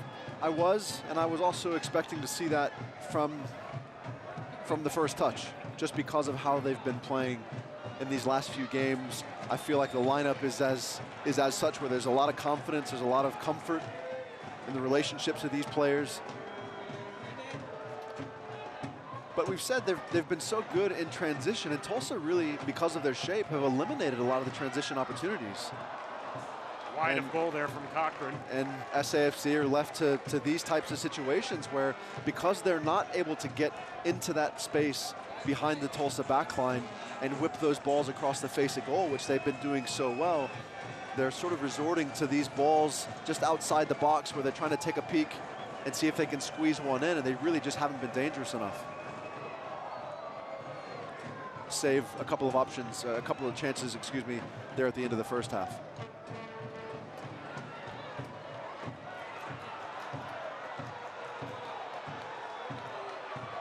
Cochran. And Tulsa drops back. Cochran can't get that one over the top to the outside. But again, no mobility in front of Cochran. He's carrying the ball, he's got space in front of him, he's entering the final third. And it's just stagnant black jerseys in front of him. They've got to increase their movement off the ball.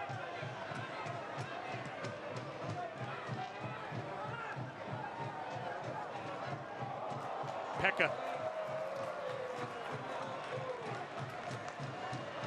Again, some craft from Pekka. To the inside, Gordon, back to Pekka. Trying to force that one in. And boy, the collapsing by Tulsa really has been something to marvel at. Cochran into the area, parried out there by Serta. They play on, there was contact in the box. Gordon gives it a go. This is deflected. San Antonio FC, the equalizer. Omar Gordon, as that ball changed directions inside the area. And in the 61st minute, we're leveled at 1.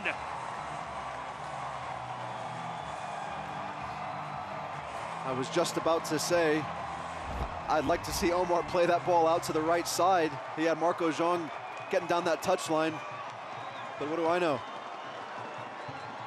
A chance from outside the frame. Elizondo with a little touch just to redirect it, and Fabian Serta wasn't able to keep up with that direction change, and it finds the back of the net. This game is about to get very, very interesting here in this last half hour. Well, again, you know, the goal for Tulsa Roughnecks FC kind of took us a little bit by surprise, and that one too for San Antonio FC in a situation where it looked like nothing was developing. Kind of takes us by surprise too. Absolutely, but that's the game, and that's why we love it. As a fan of the game, you love it because it can turn and change at any moment. No matter what's already happened, things can change. And here we are sitting 1-1 with a half an hour to play. SAFC, although they haven't been great to start this half, have been more dynamic, have been more attacking minded than they were in the first half hour of the match, and now have the confidence of drawing 1-1. They're feeling good about things, and I think the game is going to open up here. Tulsa's going to probably do what they can just to try to keep it at bay, but I'm not sure that SAFC are going to comply. So San Antonio FC levels things up here early in the second half. And Ibeagha looking for more on the attack. Jumps around a defender. Ibeagha! That's wide of goal. That's probably a pretty good example of the confidence that SAFC have when your central defender picks up the ball and runs 50 yards off the dribble.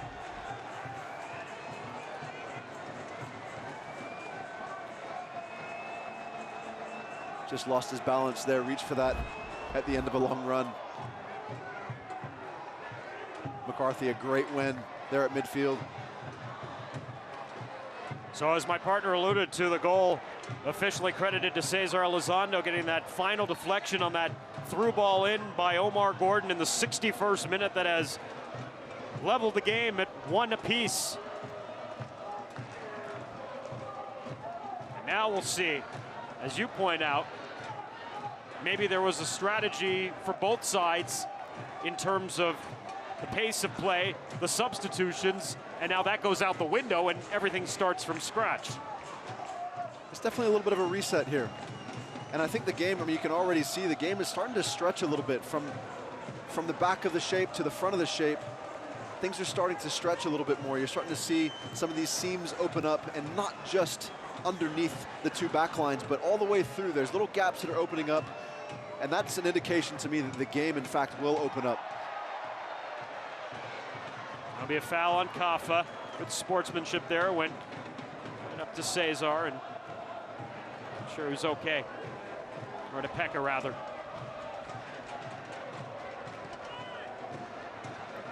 Good ball movement. That's Elizondo's first goal, by the way, since April 27th in Portland. He scored 4 goals in the team's first 5 matches. He did not score the rest of the way. Ibeagha. Gordon along the outside. A good tackle there for Tulsa. It'll be a throw-in for San Antonio. A lot of open green here as Elizondo turns to the top of the box. Cesar in the area. He goes down. No call. There was a lot of contact there. Cochran and McCarthy had their arms waved in the air. 7,000 referees in the stands had an idea. And Darren Powell not happy either, as he shouldn't be. Could he have kept his feet and carried on? Perhaps, but was there significant contact? Absolutely.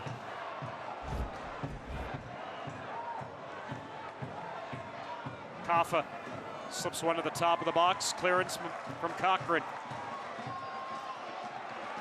Here you see the game opening up.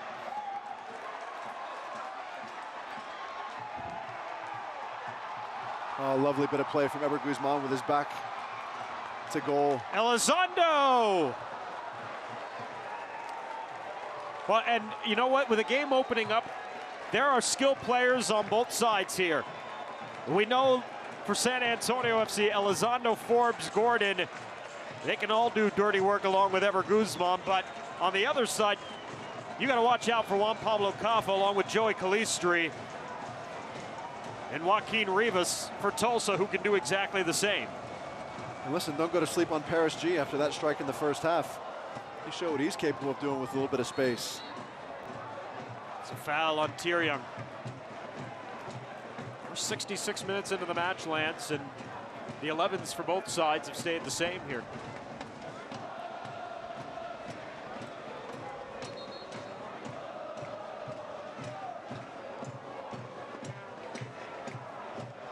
Yeah, I think both coaches at this point, coming into the second half, really wanted to see what the first 10 or 15 minutes was going to present it to them. And at this point in time, it's presented them with a different match. So players on both sides obviously staying warm, staying connected to be ready at any point. But right now, I think there's a little bit of a feeling out from both staffs trying to figure out, hey, what is it that we need to do here? Do we need to stay as we are? Is there anything that we see that we don't like with our shape, with our personnel?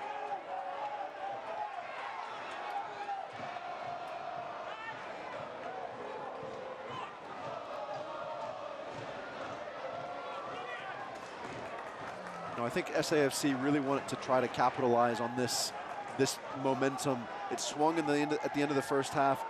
It sort of leveled out as the second half began, but now it swung again in their favor. They want to exploit or capitalize on this opportunity. Rivas, he got tackled from behind by Omar Gordon, and that'll be a possession foul here for Tulsa Roughnecks FC and Joaquin Rivas, and Juan Pablo Caffa will take it from one of his favorite spots here from 25 yards out of the corner of the box. Rivas does a good job here. There's nothing going for him.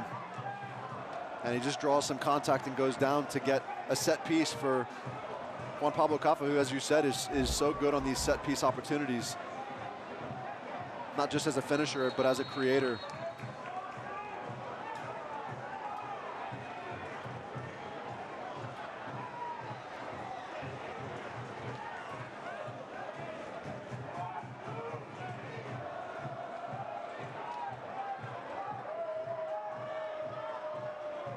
Violinist of the Viaduct, Juan Pablo Caffa, 15th season, 33 years of age, 5-time USL Team of the Week member this year. 9 goals, 8 assists in 28 games. And Tulsa pull back ahead. Great delivery to the back post, and Ibiaga got under this one ahead of Restrepo, and it'll result in a corner now. And Caffa will make the long jog to the opposite corner to set up this next set piece. And there you see Caffa dropping the ball really in a tough space. It's too far for Restrepo to come and get it in that traffic, but very difficult for a defender to have to recover back onto your frame and try to be able to play that ball out of your box. Ends up resulting in yet another set piece opportunity here for Tulsa. And when you get great service like Caffa gives, you are always, always, always dangerous.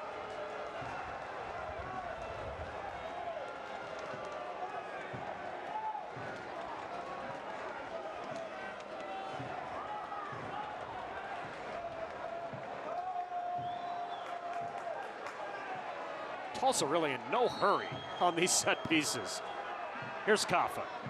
Delivers to the back post. Settled. Tyryoung can't get to it. Good job there by San Antonio FC to push out, but right back in. Caffa along the outside of the box.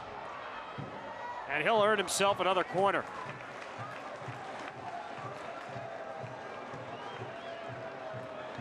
You saw Restrepo again on that last service from Caffa really get caught, thought he was going to go for it, and then had to back himself into his position there. He just places them in those areas that are very difficult to read. There's a lot of rotation on the ball, there's a lot of texture on the ball. Caffa to the near post this time. Clearance for Ibiaga. Forbes gets it out, delivered back into the area. Now settled, but unable to slip it in there was Ayala. And to the outside it'll go, and finally San Antonio FC breaks the pressure. Gordon, good speed up the wing. Paris G gets back in stride. Gordon now to the inside. Gordon with a strike into the box that was blocked, and for Guzman there was lurking. And that's a moment we haven't seen many times in the match where SAFC have really gotten out on the break and had good numbers because Tulsa have recovered so well. We talked earlier about the importance of doing something dangerous with your corners, otherwise it could end up in your own box. There was an example of that, and you're right, Ever Guzman was lurking, as he always is, even on that service there from Greg Cochran, who was trying to find him, undoubtedly. You see these early services, and SAFC do this a lot, where they hit these early services in 25, 30 yards off the end line, where they try to whip the ball in there around the penalty spot because they know that Guzman, they don't even have to look for it. They know that he's going to be in that space.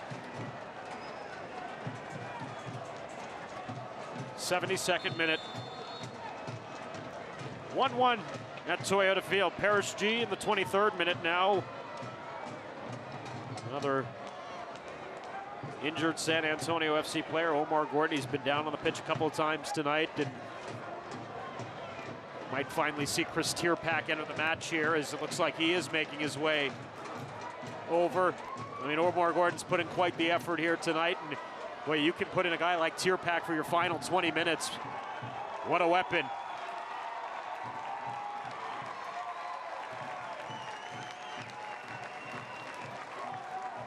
Certainly a player the fans appreciate. He's done a lot for this team throughout the course of the season. I think he deserves the opportunity to come in here. He's got just under 20 minutes, or probably right about 20 minutes, including any added time. And a player that's very capable of unlocking defenses and creating dangerous chances in front of goal.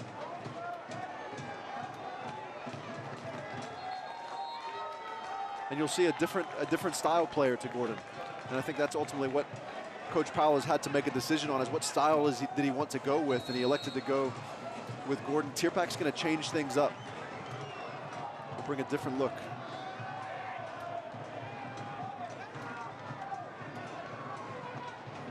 Kaffa. Rivas, good touch. Tyrion concedes. Debiaga. Again, Pekka coming back defensively to make that tackle, working back on Tyrion. A great presence on both sides of the ball he's been tonight.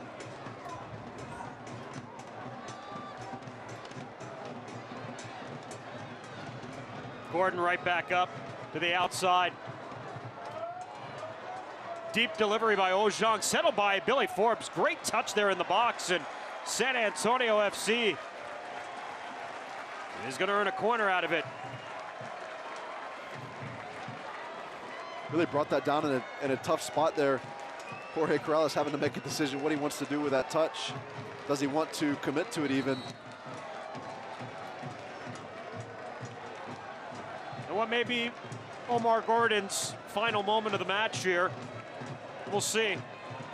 He'll deliver the 6th corner of the night for San Antonio FC in a 1-1 game here in the 74th minute. Very dangerous ball. Ho, ho, ho. He knew it.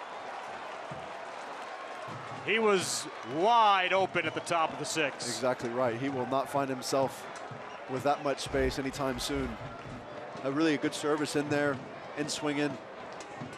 Does a good job as the defender goes to ground and just can't stay over the top of it.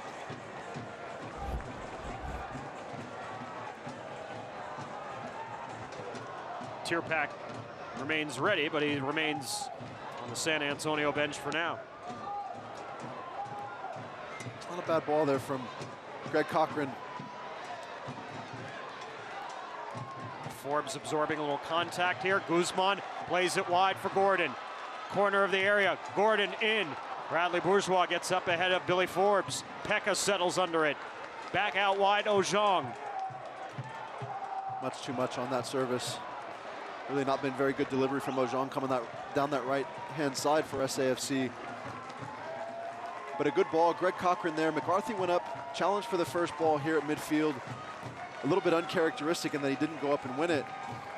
But Greg Cochran just dumped it right into their back line, forcing a second ball scenario. And SAFC were able to get numbers underneath it and create something out of that. So Chris Tierpak will come on for Omar Gordon, who assists on Cesar Elizondo's goal that has this game leveled in the 61st minute. And Chris Tierpak, 6 goals in the regular season for San Antonio FC, including 2 against these Tulsa Roughnecks here on June 17th at Toyota Field, will come on.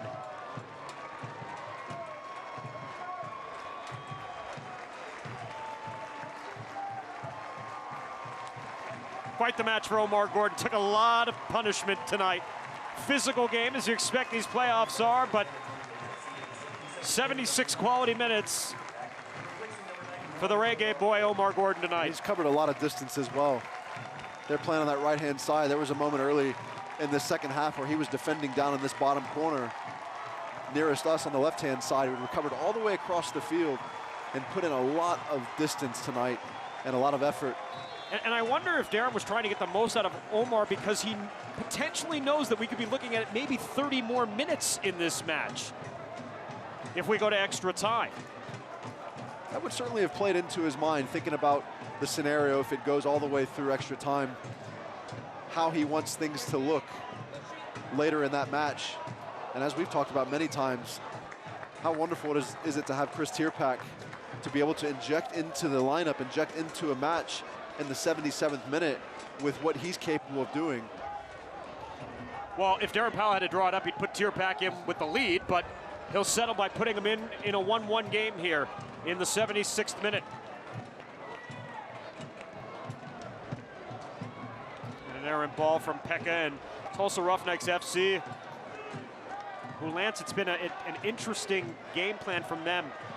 For a team that gave up a lot of goals this year, they have tried to play awfully defensive-minded tonight on the road. They're really just trying, I feel like, to stretch this game out and see where they wind up. Well, their entire back line has stayed home almost the whole night.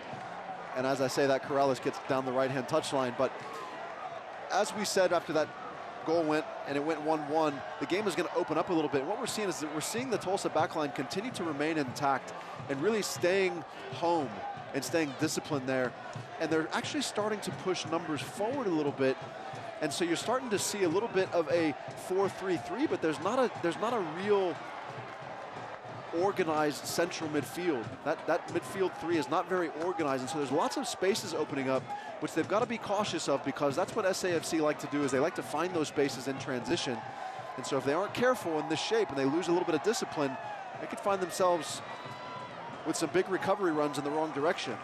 Combination fails between Rivas and Corrales. And here you see that big space centrally, SAFC not able to find it. Kaffa on the give and go there with Calistri, and San Antonio FC maybe avoids a dangerous opportunity there for Juan Pablo Kaffa.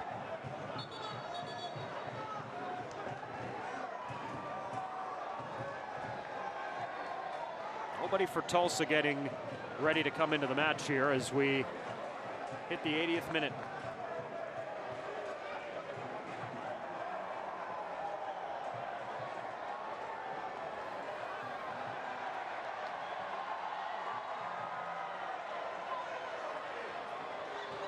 Rivas.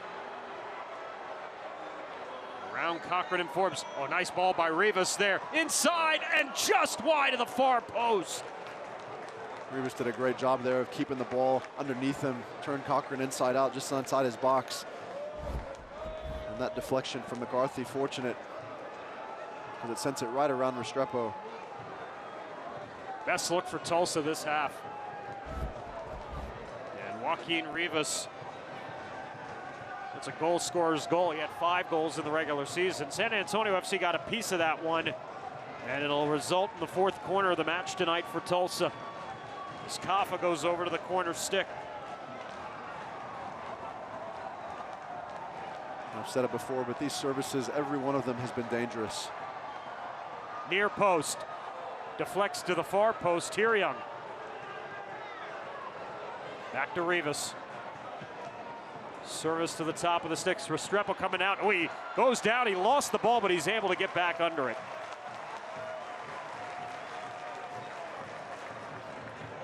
Quickly ahead for Tierpak. A little decoy move there, but the ball's going to sail away from him.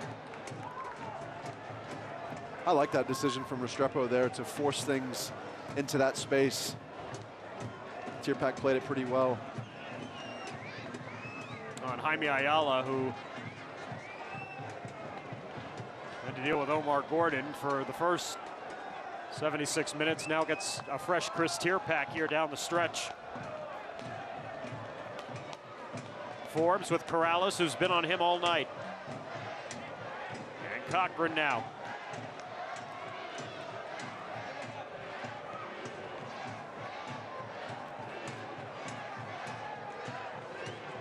Ibiaga, very deep ball, and Serta's got to play this over goal to set up a corner.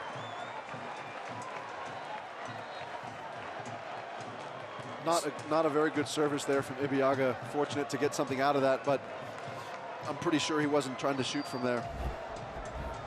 Oh, that ball kind of hung up on him. Certainly did. I think he just wanted it. He wanted it to kind of come back onto that far post to find Elizondo, and just never did. Short play to Cochran. Cochran! Oh, Serta.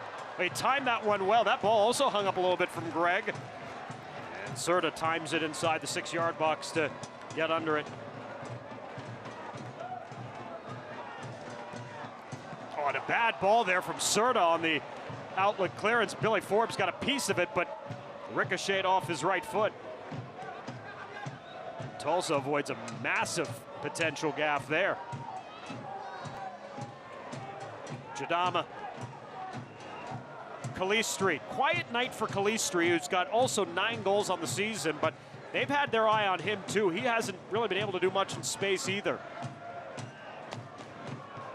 Now 2 on Calistri here, who's got the ball and concedes possession to Marco Jean. Now San Antonio FC on the counter in space. Cesar Elizondo. He was trying to look for Ryan Rashandel, but didn't give him the best delivery on that ball. And a few times, Lance, you talked about it before, where San Antonio FC was able to open up in the counter and unable to take advantage there. Yeah, it wasn't a bad idea from Elizondo. Everyone thought Guzman was going to get the ball. Probably should have gotten the ball. A player like him finding himself in some space inside the 18-yard box, but tried to go against the grain. And a rare bad ball from Juan Pablo Caffa as he was trying to hand it off to Joaquin Rivas.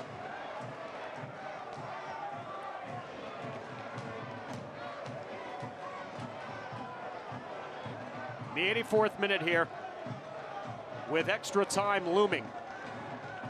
And extra time, for those unaware, works like this. It's 15 minutes a half, 30 minutes total. And if we don't get a winner in those 30 minutes, we go to penalties.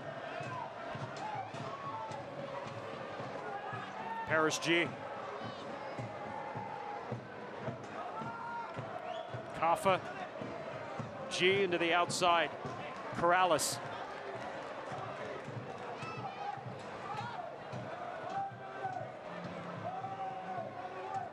Ian Svantussen is getting loose here on the Tulsa sideline.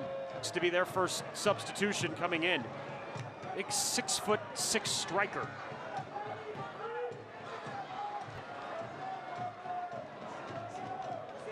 Bourgeois will get it over to Corrales. And Corrales delivers it back to Moto Jadama. Jadama and Bourgeois really have done a pretty good job tonight of managing thing as a tandem there in the central defense for Tulsa. Haven't allowed Ever Guzman to really find much space or find much possession. Staff has done a good job of preparing for this match, taking that away and taking some things away out wide, forcing SAFC to come up with some new solutions. Corrales. Caffa. 2 watching him. Back to Corrales. Billy comes back over. Into the midfield, Calistri. For Caffa. Footsteps behind him. And Elizondo may have prevented a strike there. Levin to the outside, back for Paris G. Now Tulsa trying to pick their spaces. A little bit of confidence in possession here from Tulsa, pushing both outside backs high, forcing the 2 wide midfielders for SAFC and Billy Forbes and Chris Tierpak, forcing them to have to work all the way back and defend here late in this match, which makes it a long way to go to get to their attacking 18-yard box. Well, they were trying to push ahead again there for Tierpak, just couldn't get him the ball. They were trying again to catch Tulsa, who has played this 11 for 86 minutes. I'm sure feeling some fatigue now. Billy Forbes slips it for Elizondo. Elizondo back into the area. Forbes, oh, and he went up high.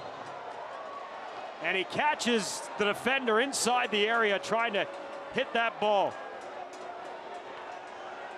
That's Moto Jadama.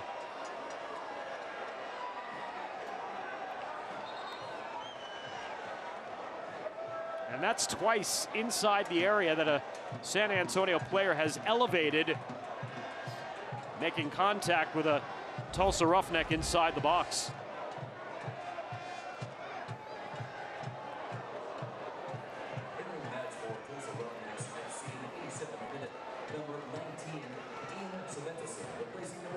So in the 87th minute, Ian Svantussen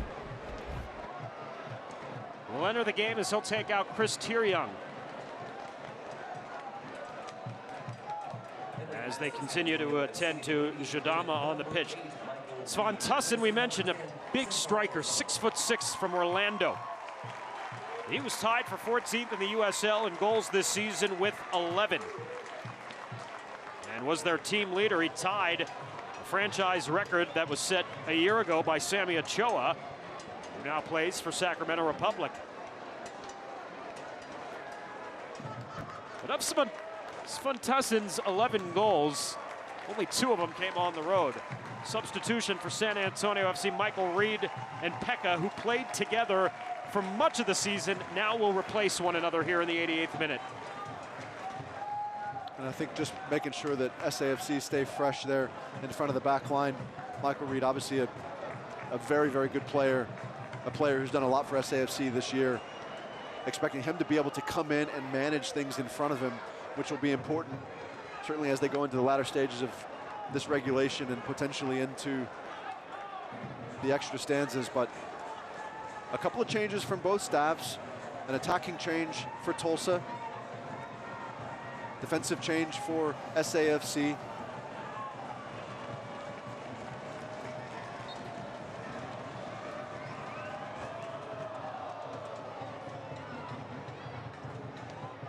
I would imagine as we come to the end of 90, there's going to be a fairly sizable number of minutes added on. San Antonio FC will earn yet another corner. This will be their 8th of the evening. I guess, Lance, the question is that how much will both these sides go for it here over the last couple of minutes? I gather from San Antonio FC, they'll go for it pretty hard. Tulsa, you get the sense they want to get this to extra time. Yeah, they want to take their chances. I mean, they've just put in an attacking substitute, so they're mindful of the options to go forward, the chances that might be created. They want to be fresh there. They want to be dangerous when they have those opportunities. What they want to make sure of is that they don't give anything silly away. Deep ball to the back post. In the vicinity was Ryan Rashandel, but... And here you have a dangerous situation for Tulsa going the other direction. Numbers up in the attack in this long, long transition. Rashandel got back on Bradley Bourgeois, who never let the ball escape.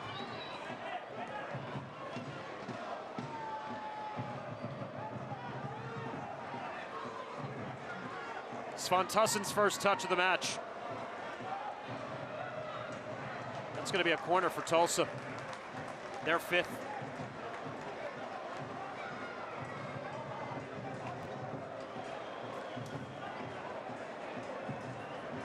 We're through 90 minutes. We're going to have 6 minutes of added time here at the end of the second half. That's a lot of added time here at the end of the second half. That's a lot. It also may change the mindset of what both teams do here now in the next 6 minutes. Delivery to the first post there from Kaffa is headed out of play by Ojong. And we'll do it again for a 6th time for Tulsa from the corner stick. I haven't seen Kaffa miss on the corner services tonight very much. No, he doesn't miss often. Doesn't miss here into the area. Restrepo climbs the ladder. Boy, he almost collided with his own man, Sebastian Ibiaga there. Now San Antonio FC on the counter, and Rivas goes down. Billy Forbes opens up in space. Into the area, Billy is brought down, and a penalty for San Antonio FC awarded here in stoppage time. And to your point earlier, does it continue to play in the mind of the official? I would say in that instance, it probably did. He probably felt that's too much contact. We've already allowed so much to happen. I have to. They forced me into a position where they have to. And listen, what have we not seen much from SAFC tonight? This space to transition, which is what they do so well. It's definitely a justified penalty. Billy did a great job of really driving at that defender, forcing him to be engaged, pushed it around him, drew a lot of contact. Can't fault the official for giving him that call. That was Josh Levin who got him, or Jonathan Levin, I should say. That was also very, very close on the edge of the box, too. I'll give him that. And it was a immediate point to the spot for a penalty kick, but as we got a couple of looks at it, where Levin made the contact with Forbes, that was very, very close on the edge of the box there. And without seeing it again, my mind's telling me that I think he got a touch. He got a little bit of a touch on the ball as it went by, and then there was a lot of contact. We're going to have another look here to see, did he get that touch as Billy pushed it by him? See where the contact is, right at the edge of the box and there. He makes contact. He forces the ball path out wide away from frame. He played it well, but he did give the contact.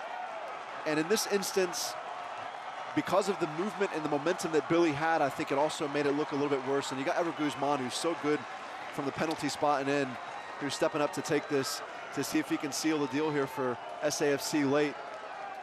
Reigning USL Player of the Week, Ever Guzman, 4 goals in his final 3 matches. With a game on his foot here for San Antonio FC in stoppage time. Guzman to the ball. San Antonio FC with a lead. And so important to realize, folks, that started on a defensive corner collected by Restrepo. It was Michael Reed who slipped out the top of the 18-yard box to start that transition, and a great ball to split defenders out in space in front of Billy Forbes. That's textbook SAFC transition. And that's what it led to, folks. That celebration there to go up 2-1 here late in this quarterfinal match at home for SAFC. Substitution for Tulsa very quickly. They need some offense in a hurry, and they're going to put in an offensive center back, Francisco Ugarte, and for Parrish G. Will play up. But here we are in stoppage time, and Fabian Serda, boy, he's seen this movie play out a couple of times where his team gets an early lead and concedes in the second half, and Tulsa ends up on the wrong side of a result. We mentioned, and it's amazing when you think about how you throw the numbers out the window when it comes to the playoffs, but Tulsa had lost 4 times this season when scoring the first goal. San Antonio FC had not lost at all this year when scoring the first goal. 4 times, Lance, is a lot. And that just, I think, talks about the general trends of the game and the season, for that matter, as Elizondo is challenged hard here in the attacking third. And I've got to go back to the situation down here. We've talked about it several times throughout the night. In my circle, if you will, we talk about the importance of set pieces. They have to go dead. They have to go dead. But what happens is the ball ends up in the goalkeeper's hands. It doesn't go dead, which means it's not in the back of the net or it's not out of play, which allows for that transition. And you go from an attacking corner to digging it out of your own net. And it's at any level. It's so important that those set piece balls, that those entries even into the final third of the field, that they go dead. Otherwise, in these tightly contested matches, that's the difference right there. Final substitution for Tulsa will be Pavel Kondrakin. One last gasp for the Roughnecks. He's on for Jonathan Levin. The 2 holding midfielders, you know, I think they did a great job tonight for the Roughnecks in terms of what their game plan was. They wanted to play this very close to the vest. They wanted to find their opportunities. They did in the first half. It looked like, Lance, the way the game was flowing, they were going to pull the upset here in San Antonio.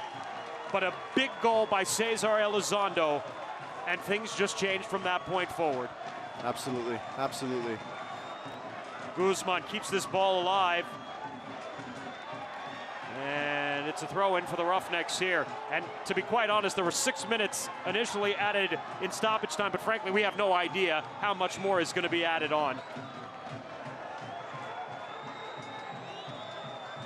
But Billy Forbes earning a penalty in stoppage time, and Ever Guzman converts. And San Antonio FC on the doorstep of the Western Conference semifinals, and they are going to the Western Conference semifinals. A 2-1 victory for San Antonio FC over Tulsa Roughnecks FC here tonight at Toyota Field. As Ever Guzman and Cesar Elizondo, the 2 goal scorers, embrace. And Darren Powell has to go separate his players from Tulsa, and about a half dozen of them went right to the center referee, Timothy Ford, obviously very upset with how this obviously finished up. It's a gut-wrenching result. It's gut-wrenching to lose it in that way. I think Tulsa were fortunate a few times throughout the course of a match. In some of these contacts, they're in and around the edge of the SAFC attacking 18-yard box. But you're right. The intent tonight for Tulsa was clear: to come out, play it very tight, get numbers behind the ball, stay as organized as you can, and eliminate SAFC's transitional spaces, which they did almost the entire night perfectly, except for there right at the very end on their own corner, and created all that space for Billy Forbes to get into, and SAFC doing such a great job on the counterattack. The USL playoffs will continue next Saturday night here at Toyota Field. The Western Conference semifinals, San Antonio FC against either OKC Energy FC or Reno 1868. Tickets on sale now, sanantoniofc.com or 210-444-5MLS. We'll tell you who's winning that OKC Reno game when we return. 2-1, San Antonio FC is moving on in the USL Cup playoffs as they knock off Tulsa Roughnecks FC. Back with more here on Fox Sports Southwest.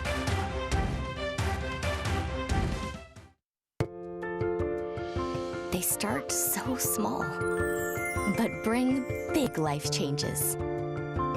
They are now your entire world. And that's why buying a home, protecting your assets, and setting up your family's future requires the right planning and expertise. Your cargo is precious, and your journey is just beginning. It's your story, and we can help. SWBC. Look for the silver door, Timmy. All right, here we go. Timmy! What is this place? Welcome to the Spurs Retirement Club. This is nice. Here we have all-you-can-eat H-E-B Prime 1 steaks. Awesome. And here's your monogram steak, sir. Cooked to perfection. Plus an unlimited supply of Creamy Creations ice cream. You get it? Yeah, I get it. H-E-B Prime 1, just like they serve in the finest restaurants. Gotta crank this party up a notch. So I'm cruising here in my new Camry. You know, just following the nav's predictive traffic. That's when I saw smoke coming from the pet store. I called 911 on the Bluetooth and began the rescue.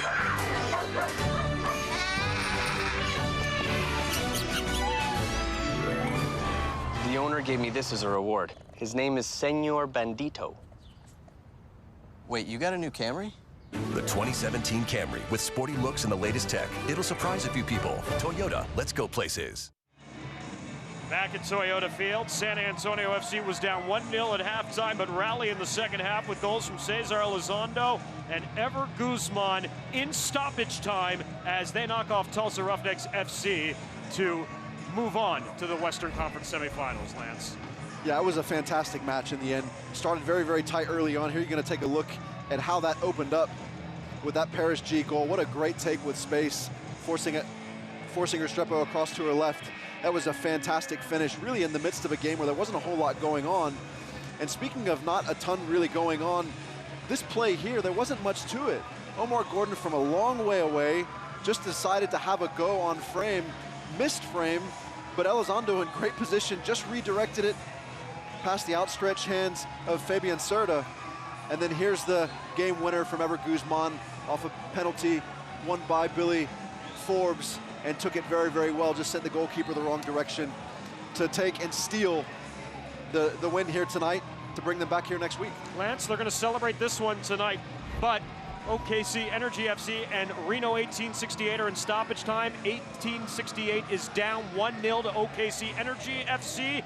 That's on the table for San Antonio FC next weekend, but I think they'll enjoy this one here, at least for tonight. Absolutely. The way this played out, you've got to go and enjoy this. They stuck to it. They worked hard. They persisted through the circumstances. Really were frustrated at times, but found a way to get the win and gave this group of fans exactly what they wanted, which is, one, a celebration, and also another match to come see them play next week against a very tough team, whoever it might be that wins that match. Well, San Antonio FC's playoff run continues next Saturday here at Toyota Field when they play the winner of Reno 1868 and OKC Energy FC. It's OKC up 1-0 late in stoppage time. Tickets on sale now. Go to sanantoniofc.com for all the key details and information. Now for Lansky and our entire Fox Sports Southwest crew, I'm Dan Weiss, thanking you for joining us tonight. Our final from Toyota Field, San Antonio FC 2, Tulsa Roughnecks FC 1. This has been a presentation of the USL and Spurs Sports and Entertainment. So long, everybody. We'll see you next Saturday right back here at Toyota Field.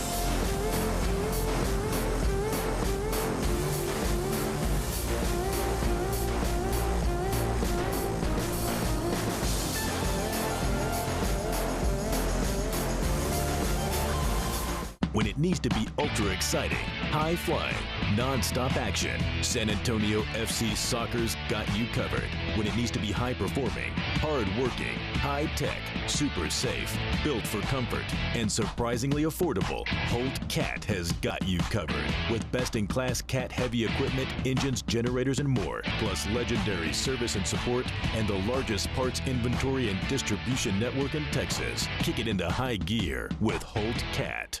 I'm not the type to say any of this mushy garbage. You know what? I'm going for it. You are completely and utterly Awesome. I'm glad you showed up. In my life. I think I'm about to cry. You better not. Every single time I Get down! You always have My back. It's really hard to describe. It's like all these tiny little things. Yes, things. Are actually friendship.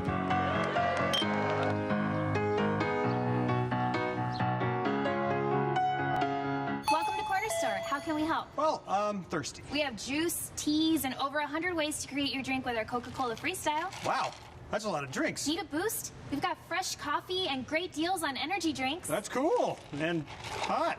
Ready to relax? Check out our craft beer and wine selection. Classy. How else can we help? That's it. I'll just take these. Thanks.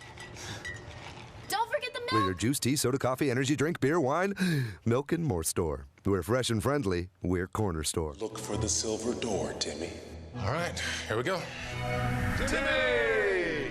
What is this place? Welcome to the Spurs Retirement Club. This is nice. Here we have all-you-can-eat H-E-B Prime 1 steaks. Awesome. And here's your monogram steak, sir. Cooked to perfection. Plus an unlimited supply of creamy creations, ice cream. You get it? Yeah, I get it. H-E-B Prime 1, just like they serve in the finest restaurants. Gotta crank this party up a notch.